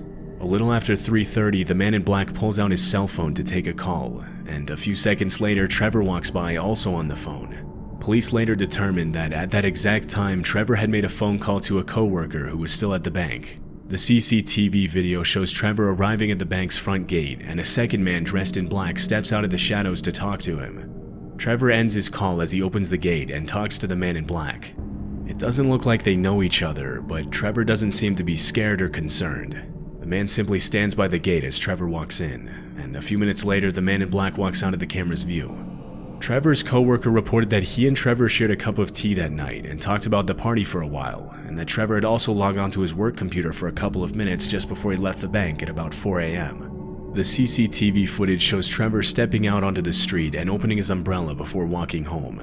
He didn't appear to be followed, and a few minutes later at about 4:06 a.m., he made a call to a friend to let him know that everything was alright and that he was on his way home. But since his friend was still asleep, he left a voicemail. That voicemail would be the last time that anyone heard from Trevor Deely. At 4:14 a.m., Trevor was seen walking by an ATM on a street about 15 minutes away from his apartment. Less than 30 seconds later, a man in black appears on screen, apparently following Trevor. 16 years later in 2016, the CCTV footage was digitally enhanced, and police determined that the man in black from the bank was the same man who later followed him. This was the last footage where Trevor was seen alive. Although he missed work on Friday, his coworkers didn't seem to find it strange, considering that many other employees were still hungover from the party and had also taken the day off. But after his friends and family couldn't get in touch with him over the weekend, and he didn't show up for work on Monday, he was immediately reported missing. Trevor's friends and family led the search from the beginning, and it was actually his friends and not the police who managed to get the disturbing footage from that evening. Unfortunately, they didn't have access to the footage until 4 days after his disappearance, which meant that the police had lost valuable time in the search for Trevor Deely. There may have been more CCTV footage of Trevor from that night, but at the time, CCTV cameras recorded their footage on VHS tapes, which were often recorded over with new footage, erasing the previous footage in the process. Over the years, several theories about Trevor's disappearance have surfaced, but none of them have been confirmed. Some have speculated that he might have been intoxicated that night, which may have caused him to fall into the water under the bridge and drown. But Irish police searched all nearby bodies of water, and no signs of Trevor were ever found. Most people believe that the mysterious man who was seen following Trevor in the CCTV footage had something to do with his disappearance, but to this day he remains unidentified. In 2017, police received a tip from an anonymous source who claimed to know what had happened to Trevor. According to this source, the man who followed Trevor that night was a gang member who murdered Trevor after he refused to help him gain access to the Bank of Ireland building. The man supposedly buried him in the woods a few miles away from where Trevor was last seen. For several weeks, 20 police officers and a search dog continued to search the site, but after 2 months of digging, the search was called off. 23 years after the incident, Trevor Deely's chilling disappearance is an open and active case. The events leading up to it, however, are still a mystery. On November 28, 2012, Emma Philippoff disappeared under very strange circumstances in Victoria, British Columbia. A year before her mysterious disappearance, Emma had fulfilled her lifelong dream of moving to the Canadian West from Perth, Ontario. Although she arrived in Victoria without a job or place to live, Emma quickly moved in with a friend and found work at a local cafe while she looked for her own place to live. Things seemed to be going well for Emma, but when winter came, she became much more withdrawn and started acting in strange ways. According to her roommate, it wasn't uncommon to see Emma engage in obsessive-compulsive rituals and erratic behaviors, and to fall victim to what seemed to be manic episodes. Just a few months after her arrival in Victoria, Emma abruptly left her friend's apartment, quit her job at the cafe, and began living pretty much anywhere she could find. She stayed at a hotel, camped in the woods, and even slept on boats in Victoria's harbor for a while. By early 2012, Emma was living in a women's shelter in Victoria. That summer, Emma landed a seasonal job at Redfish Bluefish, a popular seafood restaurant in Victoria's Inner Harbor, where she seemed relatively happy for a while. It was also around that time that Emma bought a red Mazda MPV van in hopes of permanently living on the road and traveling to different cities in the US, Mexico, and Canada. When she left her seasonal job in October, she assured her coworkers that she would be back in the spring. Unfortunately, Emma's mental health struggles kept her from reaching the freedom she longed for, and her behavior grew increasingly erratic and unpredictable. In the months before her disappearance, her friends and some of the staff at the women's shelter mentioned that she had been acting paranoid over an unnamed man she had dated back when she was a culinary school student in Perth. She never mentioned whether they had kept in touch, but this seemed to be one of the causes for her paranoid behavior. A few weeks before her disappearance, Emma had an episode where she dragged the furniture in the women's shelter across the street and later claimed that she heard voices coming from the furniture telling her to do it. Around that time, she also gave away and sold many of her personal belongings. On November 20th, Emma was seen on CCTV at the YMCA in Victoria. In this strange video, she can be seen walking in and out of the building several times in the span of 14 minutes. Some people have speculated that she might have been trying to hide from someone, while others claim she was probably waiting for a ride and didn't want to spend the entire time outside in the freezing cold while her ride arrived. But neither of these theories were ever confirmed. 3 days after this footage was captured, Emma had a series of emotional conversations over the phone with her mother, during which Emma asked her mother to let her move back in with her in Perth. Her mother agreed, but grew concerned after Emma changed her mind several times between moving back to Perth and staying in Victoria during their conversations. On November 28th, Emma's mother realized she was living in a women's shelter after she dialed back a number that Emma had called from, and a staff member answered the phone. Concerned about her daughter's well-being, she immediately took a plane to Victoria. Early that same day, at around 8:30 a.m., Emma was captured on CCTV walking into a 7-Eleven and buying a prepaid card for $200. Later that afternoon, she went back to the 7-Eleven to buy a prepaid cell phone, which she never activated. The video shows Emma repeatedly looking out the window and hesitating before leaving the store, as if she was trying to avoid someone on the outside. Her paranoid behavior suggests that she might have been followed or threatened, but this was never confirmed. After finally leaving the 7-Eleven, she arrived back at the shelter at about 6 p.m. to find out that her mother was on her way to pick her up and take her home. Upon hearing the news from a staff member, Emma rushed out the front door and took a cab to the airport. A few minutes later, though, Emma cut the ride short by telling the driver she couldn't afford the $60 ride, even though reports mentioned that she had had over $2,000 on her at the time. Dennis Quay, an acquaintance of Emma, later ran into her at a crossing outside the Empress Hotel at around 8 p.m. She was barefoot, and according to Dennis, she seemed extremely agitated and refused to cross the street. Emma's paranoid behavior led Dennis to ask her if she was being followed, but she assured him that she wasn't. Not knowing what else to do, Dennis called the police to tell them there was a dazed and distressed woman walking barefoot in front of the Empress Hotel. A few minutes later, Victoria police arrived and spoke to Emma for 45 minutes. Somehow, the officers decided that she was not a threat to herself or anyone else, and they let her go. That was the last time anyone ever saw Emma. 3 hours after she was last seen, her mother arrived at the women's shelter to pick her up, but Emma was nowhere to be found. After her mother reported her missing, the search for Emma Filipoff began. The following morning, investigators found Emma's red Mazda van in the Chateau Victoria Hotel parking lot, where she had paid to get it towed 3 days before her disappearance on November 25th. Inside the van were all of Emma's belongings, including her laptop, passports, a pillow, and clothes, indicating that she might have been planning to move back to Perth or run away. Unfortunately, this is where Emma's case went cold, except for a few mysterious tips. In 2014, a man in a green shirt walked into a convenience store in Gastown, about 75 miles north of Victoria. According to the store owner, the man ripped off a poster advertising a $25,000 reward for finding Emma, telling the owner that Emma wasn't missing. He claimed that Emma was his girlfriend and that she had been living with him and that she ran away from her family because she hated them. Although the store owner reported this to the police, the man was never identified. 4 years later in 2018, almost 6 years after Emma's disappearance, another man confirmed that he had seen her on the morning after her disappearance, claiming that up until then he hadn't made the connection that the woman he had seen was Emma. According to the man, Emma was standing on the side of the road, barefoot and soaking wet, looking nervous and paranoid as she asked the man for a ride. She claimed she was going to visit a friend in Colwood, about 10 miles from Victoria. The man told Emma he couldn't take her that far, but he drove her a few miles and dropped her off at a nearby gas station. After that, nobody ever saw Emma again. Strangely, the identity of this friend Emma mentioned she was going to visit is still a mystery. Although Emma's mother has searched non-stop for her daughter for several years, the cause for Emma's disappearance is still unknown. Some people speculate that she might have fallen victim to the man she mentioned she dated back in Perth, even though the police interrogated him and eventually cleared him. Another possibility is that she was kidnapped by the man in the green shirt in the footage. Due to Emma's mental state in the weeks leading up to her disappearance, other people think that her mental health struggles might have gotten the best of her. 11 years later, and police still don't know whether Emma even left the island in the first place, or if she's still out there somewhere. The haunting disappearance of the Jamison family in 2009 gained public attention and media coverage after some disturbing footage of the family was found by police. In 2009, Bobby and Sherilyn Jamison lived with their 6-year-old daughter Madison in Eufaula, Oklahoma.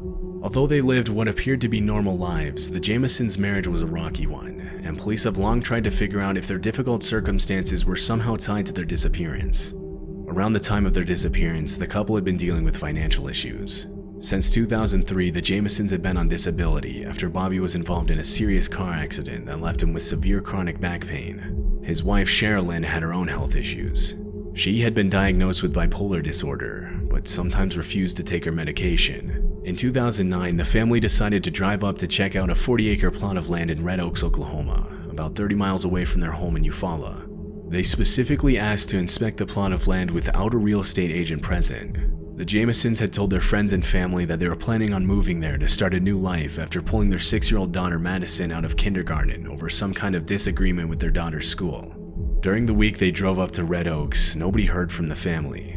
Because they were an unusually private family that often went off the grid without contacting anybody for weeks at a time, nobody assumed that the Jamisons had disappeared. But after a pair of hunters discovered the family's truck abandoned on a dirt road at the edge of the woods 9 days after they were last seen, it was clear that something was wrong. Inside the truck, police found a GPS, cell phones, empty pill bottles, wallets, and $32,000 in cash, which was extremely strange considering the Jamisons had been struggling financially. Disturbingly, the Jamisons' dog was found alive in the truck, dehydrated and starving after spending days in the locked vehicle. Police also reported that they found a chilling 11-page angry letter from Sherilyn to Bobby, in which she accused him of hating his daughter and being a loner and a hermit. According to a specific police report, there was a haunting sentence in the letter that read, "I would not wish my daughter to be raised in foster care because of you being in prison for attempted murder and her mother dead." At this point, it was impossible for anyone to know what had happened to the Jamisons. But immediately after it was determined that the family was missing, police started a search around the area where the truck was found. For 9 months, a search team consisting of 400 volunteers, 16 search dogs, unmanned drones, planes, horses, and a specialized search unit scoured the woods in search of the missing family. During this time, police found unsettling footage recorded by the family's home security cameras from the day the Jamisons vanished.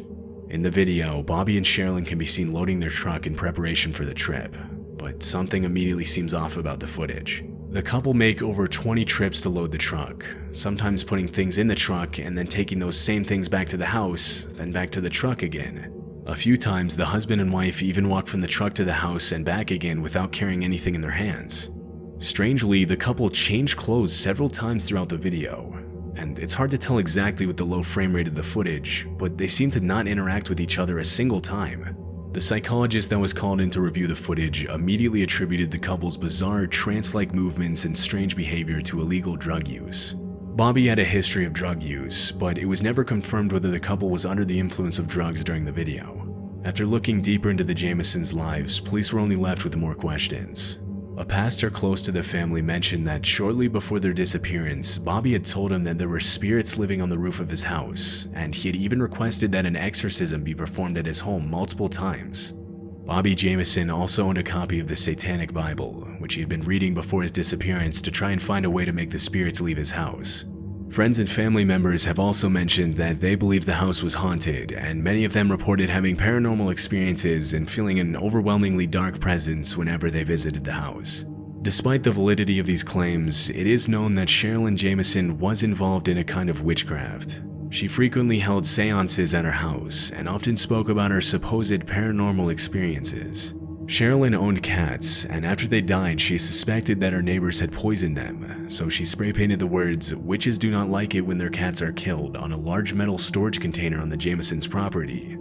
The mystery around the case continued to grow, but it wasn't until November 2013, 4 years after the Jamisons' disappearance, that 2 deer hunters stumbled upon the skeletal remains of 2 adults and a small child, about 3 miles from where the family's truck had been found 4 years earlier. Because the bones were heavily decomposed, it wasn't until 8 months later that forensic investigators were finally able to confirm that the skeletons belonged to the Jamison family. Due to the state of the skeletal remains, the cause of death couldn't be determined. With so many disturbing events and unsettling circumstances leading to the family's disappearance, many theories about what had happened to the Jamisons began to surface. Police began by investigating Bobby Jamison's father in connection with the murders. Less than 6 months before the family's disappearance, Bobby had sued his father for $10,000 for making him work unpaid at his gas station, promising him that he'd give his son a stake in the business in the future. After his father sold the gas station and refused to pay him, Bobby started a lawsuit against his father. But things took a dark turn, and Bobby had to get a restraining order after his father threatened to kill him and his family multiple times. Even though Bobby's father was a known meth user and was involved in criminal activity, police concluded that he was not involved in the family's death. One popular theory is that, considering Bobby Jamison's drug use and the unexplained $32,000 found in the family's car, it's possible that the Jamisons were involved in the drug trade and were killed in a drug deal gone wrong. The area where the bodies were found in is notorious for drug activity, but no solid evidence has been found to support this theory. Police found a small hole on the back of Bobby's head, but forensic experts believe that it was too small to be a bullet hole and that it was most likely caused by animals after his death. Other people have speculated that the Jamisons could have been involved in a cult. The strange symbols and cryptic writing that was found on the family's truck seem to support this idea, and Sherilyn's own mother claimed that her daughter was on a cult's hit list for some unknown reason. Although there has been cult activity in eastern Oklahoma since the 90s, their presence has decreased over the years, and it was never confirmed whether the Jamisons had any involvement with the cult. Because of the hate letter found in the truck and the couple's history of mental illness and drug use, some people think that either Bobby or Sherilyn could have murdered their family before themselves. With no evidence at the scene to support any of these theories, the case has remained unsolved for 14 years. Police and investigators are still searching for new evidence, but there are currently no suspects for the disappearance and murder of the Jamison family. On the evening of Wednesday, July 29, 2015, Stephen Mackerel went out with his brother and some friends to Lucky's Tavern, a popular bar in downtown Fort Lauderdale, Florida. Stephen's brother left the bar at 11 p.m. to go to work the next morning. When he noticed Stephen was intoxicated, he told his brother to go home and drive safely. But the night was still young, and at around 1:30 a.m., Stephen and his friends left the bar and agreed to meet in the parking lot of a nearby Walgreens to plan their next move. But Stephen never made it to the Walgreens, and his friends never saw him again. Stephen lived with his parents and worked as a professional poker dealer at a casino in Hollandale Beach near Fort Lauderdale. When he didn't come home the next day and didn't show up for work the day after that, his family knew something was wrong. Police reported that there were several surveillance systems in the area where Stephen was last seen, but they said it might take weeks before they could gather the relevant footage. In the meantime, investigators interviewed the friends and family members who had last seen Stephen. Thinking that he might have gotten into an accident due to his intoxicated state, police conducted searches in many different lakes and ponds, but nothing important was found. The search became even more complicated when investigators learned that Stephen's phone battery had died at the bar. Because the phone was never turned on after that night, it was impossible for police to use the phone to locate Stephen. At the time of his disappearance, Stephen was 25 and had a 1-year-old daughter and a long-term girlfriend he had plans to marry, and his friends and family claimed that he was not the type of person who would voluntarily walk out of his life and just vanish with no explanation. Unfortunately, some of the footage that was found during the investigation suggests that Stephen's disappearance was not at all his choice. 2 weeks after he was last seen, police discovered that Stephen had used his credit card at a gas station in Pompano Beach about an hour after he had left the bar. It was about a 15-mile drive from the bar to the gas station, and nobody understood why Stephen had even taken that detour in the first place. The surveillance footage from inside the gas station shows Stephen entering the store at 2:26 a.m., appearing to be intoxicated as he stumbles around the store, shopping for snacks. His behavior doesn't seem to bother the store owner, and less than a minute later, he walks to the counter to pay for the snacks with his credit card. For a few minutes after that, Stephen had a casual conversation with two young women who were inside the gas station, but this happened out of the camera's view. Nearly a week after the initial footage was revealed, police obtained additional footage of Stephen that completely changed the course of the investigation. The CCTV footage shows Stephen standing next to his 2013 white Ford Fusion in the parking lot. He seems to get into some sort of altercation with the driver of an unidentified silver sedan, and as the silver car pulls away, Stephen takes a step back and throws what appears to be his drink at the driver. He gestures with his hands at the driver as he gets into his vehicle, and 3 minutes later, the silver car circles back into the gas station, this time pulling right behind Stephen's car. The driver's intentions are unknown, but as soon as Stephen pulls away in his Ford, the silver sedan speeds after him. This was the last time Stephen was seen alive. All police knew about the driver was that he was an African-American man who had walked shirtless into the gas station store a few minutes before the incident, but was never identified. For 8 years, Fort Lauderdale police have been searching for Stephen's car. His license plate was never scanned by any license plate readers, indicating that he never left the Fort Lauderdale area. Search teams have combed through over 20 bodies of water looking for the car, but nothing has ever been found. Disturbingly, during the searches, almost 20 other vehicles have turned up in nearby lakes, ponds, and canals, including stolen vehicles with bullet holes, but nothing relating to Stephen's disappearance, not even a clue. As of 2023, detectives and investigators still have no idea if Stephen was involved in an accident, or if he became the victim of something much more sinister.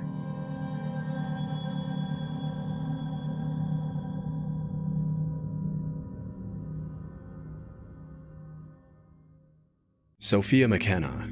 On the night of May 27, 2018, 20-year-old Spencer Mugford met up with his friend Sophia McKenna in the parking lot of the University of Connecticut Avery Point, where Spencer was a student. At the time, Sophia was in a toxic and abusive relationship with a guy named Austin Cordova, which had gotten worse in the months leading up to that night in May. According to Sophia's mom, Austin was seeing someone else while he was still dating Sophia, after which Sophia also decided to date other guys. When Austin found out, he went to Sophia's apartment and tried to kick down the door, allegedly threatening to end her life. It was after this incident that Sophia started to spend a lot of her time around Spencer Mugford, whom she had met while working at a local spa.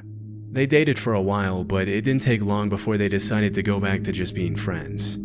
A couple of weeks later, Spencer took on another job on a charter boat, taking people out on the water for half-day fishing trips. That night in May, Spencer and Sophia met at the parking lot and got in a mastless sailboat they took from the university campus and headed toward the New London Ledge Lighthouse, a popular tourist attraction in Connecticut that's known as one of the creepiest buildings in the state. A little after 1 a.m., Sophia used Spencer's phone to upload a video to his Snapchat story where he can be seen paddling on the water aboard the tiny mastless sailboat. Yo, we're out here in the ocean. With us, that is the land. Like, we still have to get to there. Wait, where? Oh, we're almost there. In the video, Sophia points the phone to the shore and jokingly emphasizes how long they still have left to get to the lighthouse, and the two friends seem in pretty good spirits as they travel toward the lighthouse. A few minutes later, at around 2 a.m., after finally arriving at the New London Ledge Lighthouse, Spencer posted a picture of Sophia in front of a no trespassing sign to his Snapchat. That was the last time either of them was ever seen again. The next day, Austin reached out to Sophia's mother, Michelle, and said that he was worried because he hadn't heard from her, though they had plans to go shopping. That's when Michelle realized she had a bunch of missed calls from an unknown number from 2:05 a.m. to 2:09 a.m. the previous evening. And when she called the unknown number back, she realized it was Spencer's cell phone. Fearing the worst, Michelle reported her daughter missing, and at around 6 p.m. that same day, the Coast Guard launched an official search, during which they found Sophia's car parked at the Yukon parking lot with her phone still inside, which would explain why she used Spencer's phone to call her mother the evening prior. The Coast Guard also found Spencer's shirt tied to a boat cleat on the dock of the New London Ledge Lighthouse, which meant that he had probably used his shirt to dock the sailboat, except the sailboat was no longer there. While all of this was happening, Austin and his dad decided to start their own private search for Sophia and Spencer, and as they were flying over the water, they spotted the Yukon sailboat flipped upside down near Truman's Beach on the north shore of Long Island, around 13 miles from the lighthouse. Strangely, they found a series of unidentified fingerprints on the sailboat which were never analyzed. On May 28th, just one day after the disappearance, the Coast Guard suspended the search due to the harsh weather, with plans to relaunch the search if they found or heard anything new that could help them track down the missing two. On June 8th, 11 days after the disappearance, Spencer's body was found floating in the ocean by a fisherman, pretty much in the opposite direction from the sailboat that Austin and his father had found a few days earlier. Both alcohol and THC were found in Spencer's system. Even though the official cause of death was labeled as accidental drowning with no signs of human-induced trauma, it didn't take long for people to start coming up with some dark theories as to why Spencer had drowned while Sophia's body hadn't been found. On July 22, 2018, the Facebook group Finding Sophia McKenna was formed, where people came together to try to piece the puzzle of Sophia's disappearance. Although the cause of Spencer's death was pretty clear, it seemed strange to a lot of people that the search had been called off so quickly, and that Spencer's phone records were never released. It also seemed a little suspicious that the fingerprints on the sailboat hadn't been analyzed, and that Sophia hadn't called 911 on the night of the disappearance, even though she clearly needed help. The heap of unanswered questions made a lot of people point fingers at Austin, alleging that he had somehow murdered Spencer and later took Sophia to another location before murdering her as well. As of August 2024, there isn't much evidence to support this theory, and even Sophia's mother claims she never believed Austin was responsible despite their troubled relationship. Based on the information that surfaced during the investigation, it's very likely that the sailboat became untied and started floating away at some point in the night, and that Spencer may have drowned trying to bring it back to the dock. But what happened after this is anyone's guess. One of the most popular theories that spread online was that after Spencer drowned, Sophia was left alone at the lighthouse screaming for help. According to this theory, a lone boater may have stopped to offer help and then kidnapped Sophia to either murder her or sell her to traffickers. This is a pretty unlikely theory, especially because the chances of another boater going out to the lighthouse so late in the night are pretty slim, but there's no definitive evidence to prove this isn't what happened. Another theory that was thrown around on TikTok and Facebook was that Spencer and Sophia had allegedly gotten into an argument at the lighthouse, which led to both of their deaths. However, to me this is even more unlikely than the lone boater theory, as the two appeared to be really good friends and didn't have a history of violence. I mean, if you look at the Snapchat video that was uploaded to Spencer's story just a few minutes before the calls took place, it's pretty clear that they enjoy each other's presence, and something very unexpected would have had to have happened to result in such a tragic accident. As of today, the exact cause of Sophia's disappearance is still unknown, though the cops and Sophia's family now fully believe that Spencer drowned while trying to bring back the sailboat, and Sophia probably didn't want to call 911 out of fear of getting in trouble for trespassing. It's impossible to know if she drowned while trying to rescue her friend, if she fell into the water by accident, or if something else happened to her while she was alone at the lighthouse. Nancy Ng. In October 2023, a group of 12 Americans traveled to Guatemala for a Be the Change yoga retreat next to the beautiful Lake Atitlán, the deepest lake in Central America. Among those 12 people was 29-year-old Nancy Ng, a California woman who had been to the same retreat the previous year with the same instructor and had enjoyed it so much that she decided to go again in 2023. At around 10:30 a.m. on October 19, 10 people from the group went kayaking in Lake Atitlán. Before paddling to the middle of the lake, a video was taken of the entire retreat group where Nancy could be seen waving at the camera as she paddled a few feet from the shore.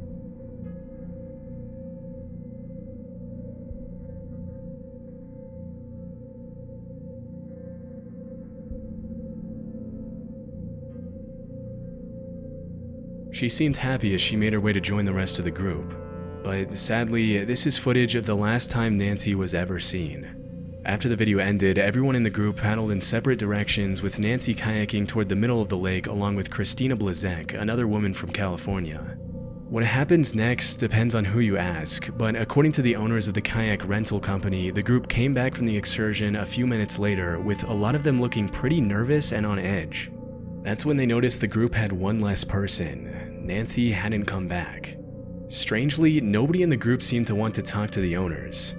As per the owner's testimony, the retreat goers went home as quickly as they could, failing to even pay for the kayaks or provide an explanation as to what happened to Nancy. According to witnesses, Christina Blazek looked visibly shaken and had to be calmed down by the rest of the group as they made their way back home. This is where things start to get a little weird. Even though the group wasn't scheduled to go back to the US for a few more days, they all pushed up their departure and went back home just 8 hours after the excursion. According to Eduardo Ramad, the organizer of the Be the Change retreat, the group immediately reported the disappearance to the Guatemalan police, but according to the cops themselves, the group took almost 24 hours to notify them that Nancy had gone missing. Strangely, when Eduardo first notified Nancy's family of the incident, he didn't specify that Nancy had gone missing in the lake. Instead, he tried to get away with vaguely implying that she wasn't coming back, which led Nancy's family to initially believe that she was planning on permanently relocating to Guatemala. By that time, the Guatemalan police had already launched a search for Nancy, but after 72 hours, the search was suspended, leaving Nancy's family to fund the rest of the investigation themselves. While all of this was happening, Nancy's family tried to reach out to Christina Blazek, as she was allegedly the last person who saw Nancy missing. But she refused to talk to the family and took an entire month to give her statement through her lawyer once she was back in the US. According to Christina, she and Nancy had crossed paths at the deepest part of the lake as they were about to head back to the shore. Out of nowhere, Nancy decided to hop out of the kayak to go for a swim. The water was pretty rough, and Lake Atitlan is over 1,000 feet deep, which is why Christina allegedly cautioned Nancy against going in the water. But based on Christina's statement, Nancy didn't listen to her and jumped off her kayak at the deepest part of the lake, leaving her kayak to float away in the strong current. Sensing that Nancy was about to be in serious trouble, Christina paddled as hard as she could to retrieve the kayak and bring it back to her, but by the time she got back to where her friend was swimming, Nancy was gone. Refusing to put herself in danger to rescue Nancy, who was now submerged under the strong currents of Lake Atitlan, Christina reportedly paddled back to the shore screaming for help, but by the time she made it back, it was too late. Strangely, the Guatemalan police said Christina gave them her statement about the incident and was very forthcoming with them, but when Nancy's family reached out to the Guatemalan authorities, they couldn't find any records of Christina's statement on their files. At this time, allegations started being thrown around that Nancy had never been offered a life jacket before she went on her kayak. But the owners of the kayak rental company went on record to clarify that that was completely false, and that the only reason Nancy could be seen without a life jacket in the video was that she decided not to take one. Because Christina refused to talk to the victim's family, they took matters into their own hands and did something that was honestly pretty messed up. They revealed Christina's name publicly and accused her of withholding information from them. As soon as they did that, Christina started receiving death threats from people all over the world.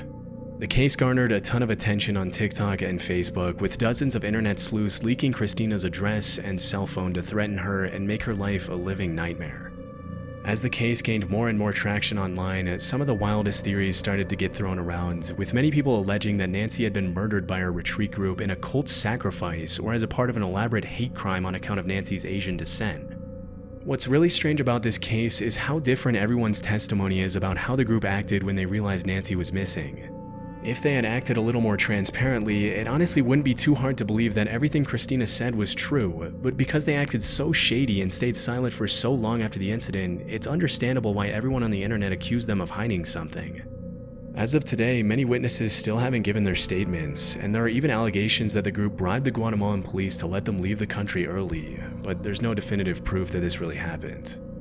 My personal opinion is that Christina is probably telling the truth and that the group most likely didn't have anything to do with Nancy's death. I'm not justifying the way they acted, but to a certain extent it's understandable that they'd be nervous after the incident, considering that they were in a foreign country where they didn't speak the language and didn't know how the police would react to Christina's version of the events. Still, their suspicious behavior leaves a lot of room for doubt. Hopefully more information will continue to surface on Nancy's disappearance, but for the time being, this case will have to remain a mystery.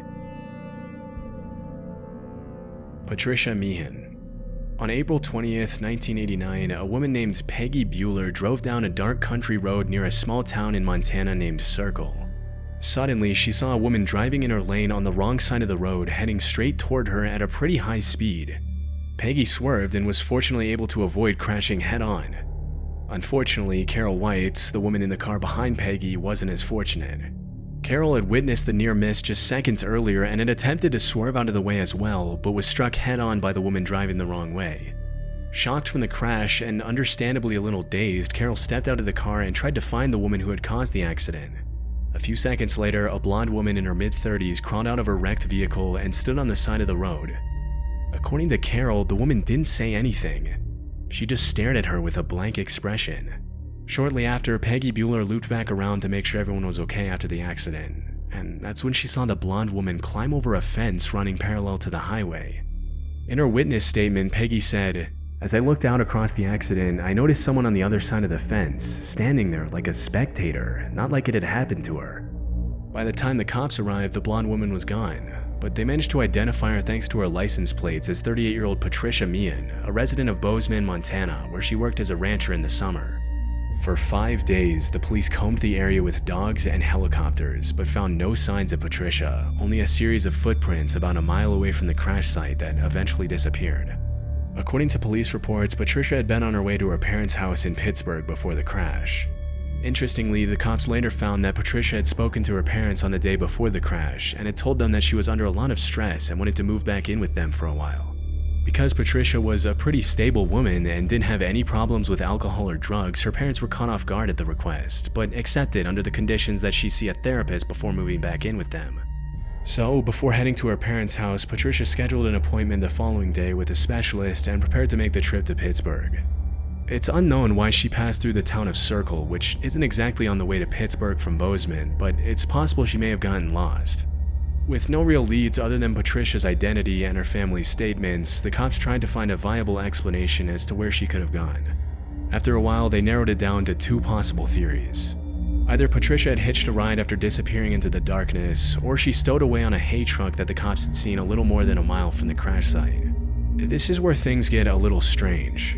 Over the next few days, a bunch of people started calling the cops, claiming that they had seen Patricia Meehan at different truck stops and diners along I-70, acting dazed and confused and asking strangers for rides. By the end of June that year, more than 25 sightings had been reported to Patricia's parents, who had both traveled to Montana in hopes of finding their missing daughter.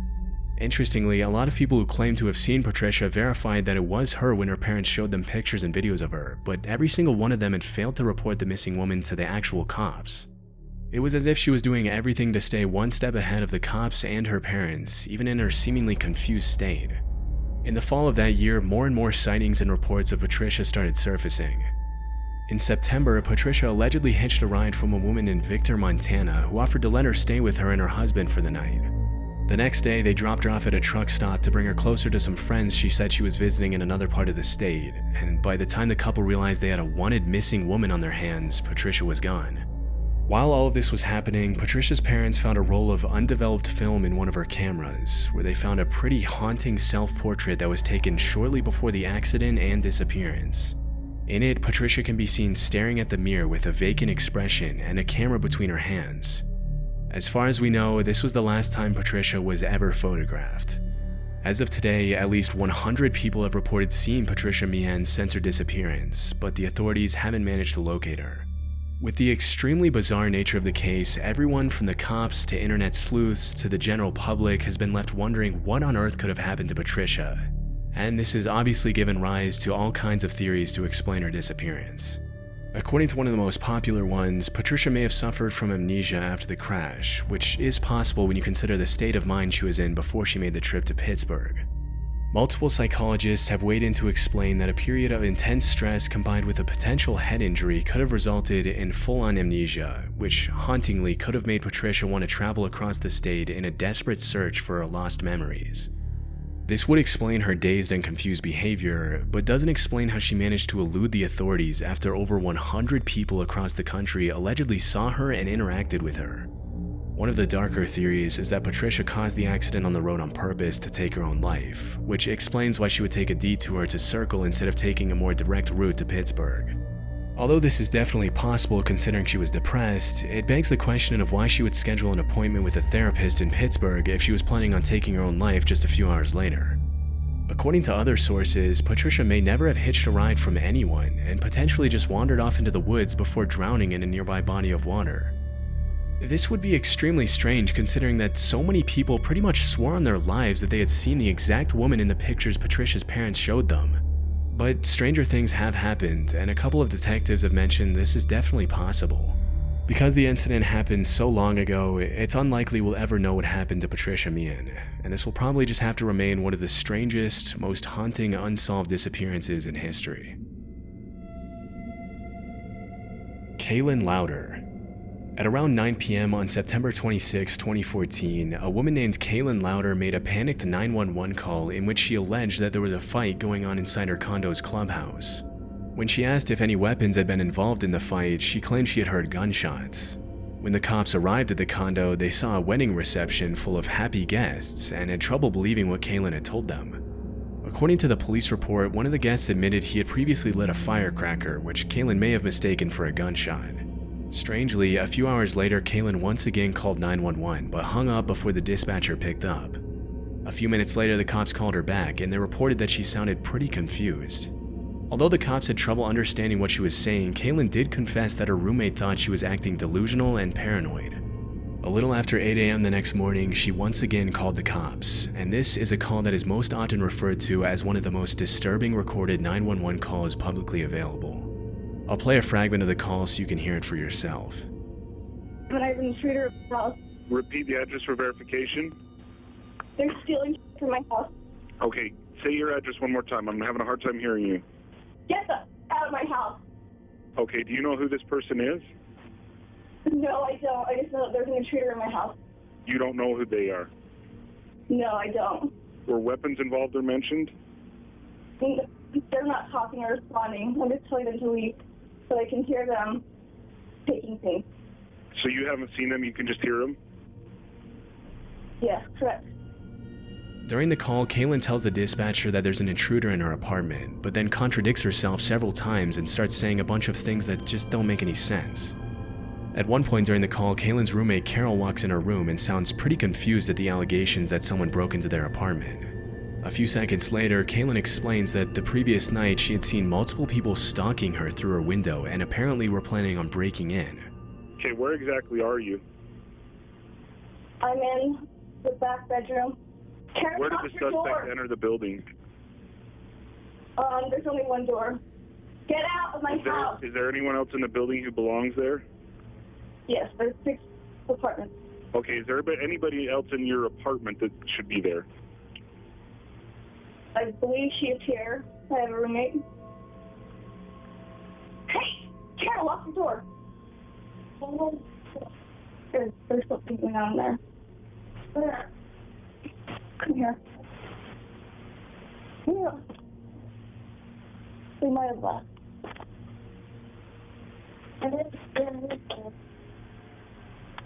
Okay, what's going on now? They've left now? Yeah, so I'm just going to look and see if anything's been taken. Someone opened the door, and I heard them come in. Don't do that, Carol. If the door's still locked, it's impossible. They must have a key or something. Because when I took the dog out, I heard people talking. And there was people last night, sitting outside the window. And so they, were scoping us out or something. Why is the door still locked? Well, I can't explain that, but I heard, 2 people talking.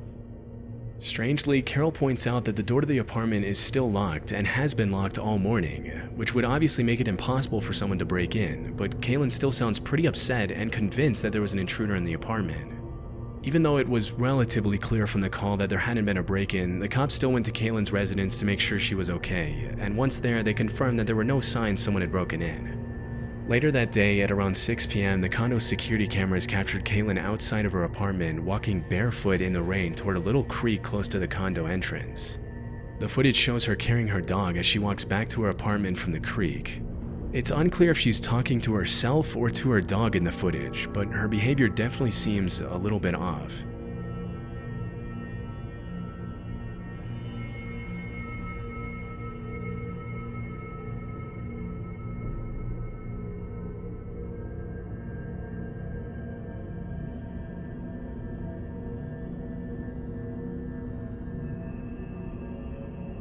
A few seconds later, she can be seen running back to her apartment, as if she was running away from someone.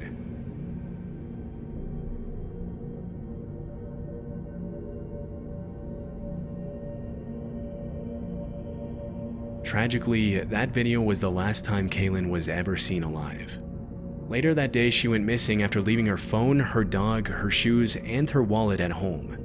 During the investigation, her family revealed that she never left her dog Phyllis alone for more than an hour, even taking him along to special events such as weddings and graduations. From the start of the investigation, the cops alleged that Kaylin appeared to be mentally ill. Although police combed the entire area, the initial search for Kaylin was unsuccessful, and it wasn't until 2.5 months later on December 1st of that year that her body was discovered by West Valley City work crews looking at a drainage pipe. Disturbingly, the work crew noticed her body sticking out of the water in the middle of the river, partially hidden by plants. But because her body had been decomposing in the water for so long, it took the cops a while to determine her age and gender. And even when they confirmed her identity, it was impossible for them to determine the cause of death, which added another layer of mystery to the case. From the moment the body was discovered, Kaylin's family claimed that foul play had been involved, but this was impossible to confirm due to the level of decomposition in her body. What's strange about this case is that her body was found pretty far away from where the authorities speculated she had accidentally fallen into the creek and drowned. The river she allegedly fell into is pretty shallow, and even with the heavy rain, it seems unlikely that her body could have been carried all the way to where it was found without getting snagged on a branch or stuck in the mud. Even though the authorities chalked up the whole thing to an accidental drowning that stemmed from what they assumed to be a psychotic break, there are a lot of details in the case that simply don't add up. For starters, Kaylin didn't really have a history of mental illness. Although she was finding it hard to find a job and had allegedly been a little down for a few months according to her father's testimony, pretty much everyone else in her life had described her as stable and relatively happy. However, earlier in 2014, Kaylin had gotten a job at a school but was let go a few months later, which according to her dad made her a little depressed. In the weeks leading up to her disappearance, she had been rejected from another job opportunity, which probably didn't do wonders for her emotional state. I was able to find that there had been some events in Kaylin's past that may have contributed to her deteriorating mental state. 3 years after she graduated from college in 2006, her twin brother accidentally murdered their uncle while they were both under the influence of drugs, for which he was sentenced to 5 years in prison. Even though the incident obviously shook her up, she remained pretty stable and never showed signs of her mental health deteriorating, at least not to the point where it would seem normal for her to suddenly start making disturbing 911 calls where she appeared to be delusional. From what I found, there are two main theories to explain what happened to Kaylin. The first theory is that Kaylin suffered from a sudden psychotic break due to all the stress she was under from not being able to find a job. The investigators who proposed this theory claim that Kaylin probably walked barefoot in the rain until she was so tired that she fell into the river. This is definitely a possibility, but one thing that stands out to me about this theory is that nobody reported seeing Kaylin walking around on the street on the day of her disappearance. The second theory is that even if Kaylin was a little paranoid, she wasn't wrong about someone wanting to harm her, and if she truly was being stalked by someone on the night before she called 911 to report the supposed gunfight, they may have gotten to her before the cops could intervene. Still, based on her roommate's testimony, it's possible that Kaylin was really just imagining the whole thing due to her worsening mental state, but we'll likely never know. The case just left dozens of big unanswered questions. For starters, who was Kaylin really talking to in the surveillance video? Was it just her dog? Was she talking to herself? Or was she talking to someone else? Why was she walking barefoot in the rain in the first place? And if she was paranoid and delusional, what could have triggered her mental breakdown? With over 10 years having gone by since the incident, it's very likely that whatever happened to Kaylin Lowder on the evening of September 26, 2014 will remain a mystery. Dale Kerstetter. On September 12, 1987, a 50-year-old security guard and maintenance man named Dale Kerstetter went to work as he usually did at the Corning Glass Works plant in Bradford, Pennsylvania. At 11 p.m., he began his night shift as a weekend security guard. The next morning, at around 7 a.m., the day shift security guard named John Lindquist came to relieve Dale from his shift, but he was nowhere to be found. John immediately went to the cafeteria to see if Dale was there, but the only thing he found was Dale's lunchbox with his food still inside. Strangely, a few minutes later, Dale's truck was found in the parking lot of the plant with his keys, a pack of cigarettes, his backpack, and an empty pistol holster still inside the truck. Sensing something was wrong, the cops brought search dogs to the plant to find Dale. A few minutes later, the dogs traced Dale's scent to the second floor, where the plant's glass furnace was located, along with some pretty valuable platinum pipes. This was pretty strange considering that Dale rarely went to that part of the building and had no business going near the pipes. That's when the plant manager decided to check the security footage from the night before, and what he found was pretty disturbing. The footage you're seeing now is the original footage of the incident, which is now extremely grainy due to the slow deterioration process of the old footage, and it's pretty much useless for the purposes of this video. The video you're about to see is a reenactment of the footage, which is supposed to be perfectly accurate as per my research.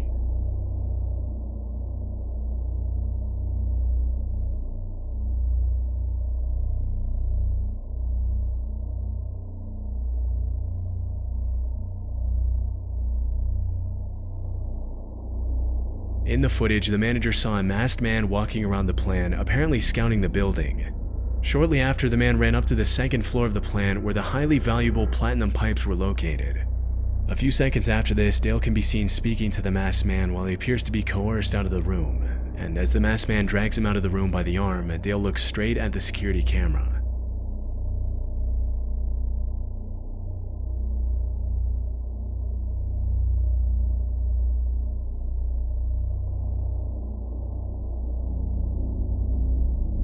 At one point in the footage, the masked man can be seen dragging a heavy bag out of the building with a manual forklift. That night, $250,000 worth of platinum pipes were stolen from the plant, and Dale Kerstetter was never seen or heard from again. In the aftermath of the mysterious disappearance, several theories were brought up to explain whether Dale was an innocent victim or an inside man in the high-stakes robbery. According to Dale's family, it would have been extremely unlike him to participate in a crime like this because he just wasn't that type of guy. He was described as an honest, loyal, family-loving, and fun-loving man who just happened to be at the wrong place at the wrong time. It's possible that Dale might have spotted the masked man at some point during his shift, and when he went to investigate, the man may have coerced him into cooperating and then murdered him. If this theory is to be believed, then the bag that the man was hauling out of the building with a forklift could have contained Dale's body along with the platinum pipes. But other employees at the plant seem to have a completely different opinion based on their experience of Dale. For starters, whoever removed the platinum from the tank was very familiar with the layout of the plant. They knew exactly where the most valuable materials in the plant were, as well as all the tools they would need to extract the platinum pipes from the tank and quickly exit the tank area. Even though Dale had never stolen anything and was generally a good person, he had gotten into trouble several times with his employers for being a slow worker and having a bad attitude. In the investigation, it was also revealed that Dale was around $40,000 in debt after being demoted from his job as a trade worker at the plant, which meant he not only needed money at the time of the robbery, but wasn't at all happy with his employers after he was forced to take a $7,000 pay cut. This led some people to believe that he may have been in on the crime, which would explain how the masked man knew his way around the plant so well. Still, his family claims he would have had several other legal ways of obtaining the money before resorting to a high-stakes, premeditated robbery and disappearance without a trace. One of the things that makes the disappearance so ambiguous is Dale's behavior in the security camera footage. For starters, it's hard to tell if he was truly being forced to walk out of the room with the man, or if he was just pretending to be coerced, and when he looks up at the camera, it's really anyone's guess if he was silently begging for help, or if he was performing a sort of gesture of defiance toward his former employers. To this day, it's unknown if Dale was murdered after being the unwilling witness of a crime, or if he was an inside man who left his entire family behind for money.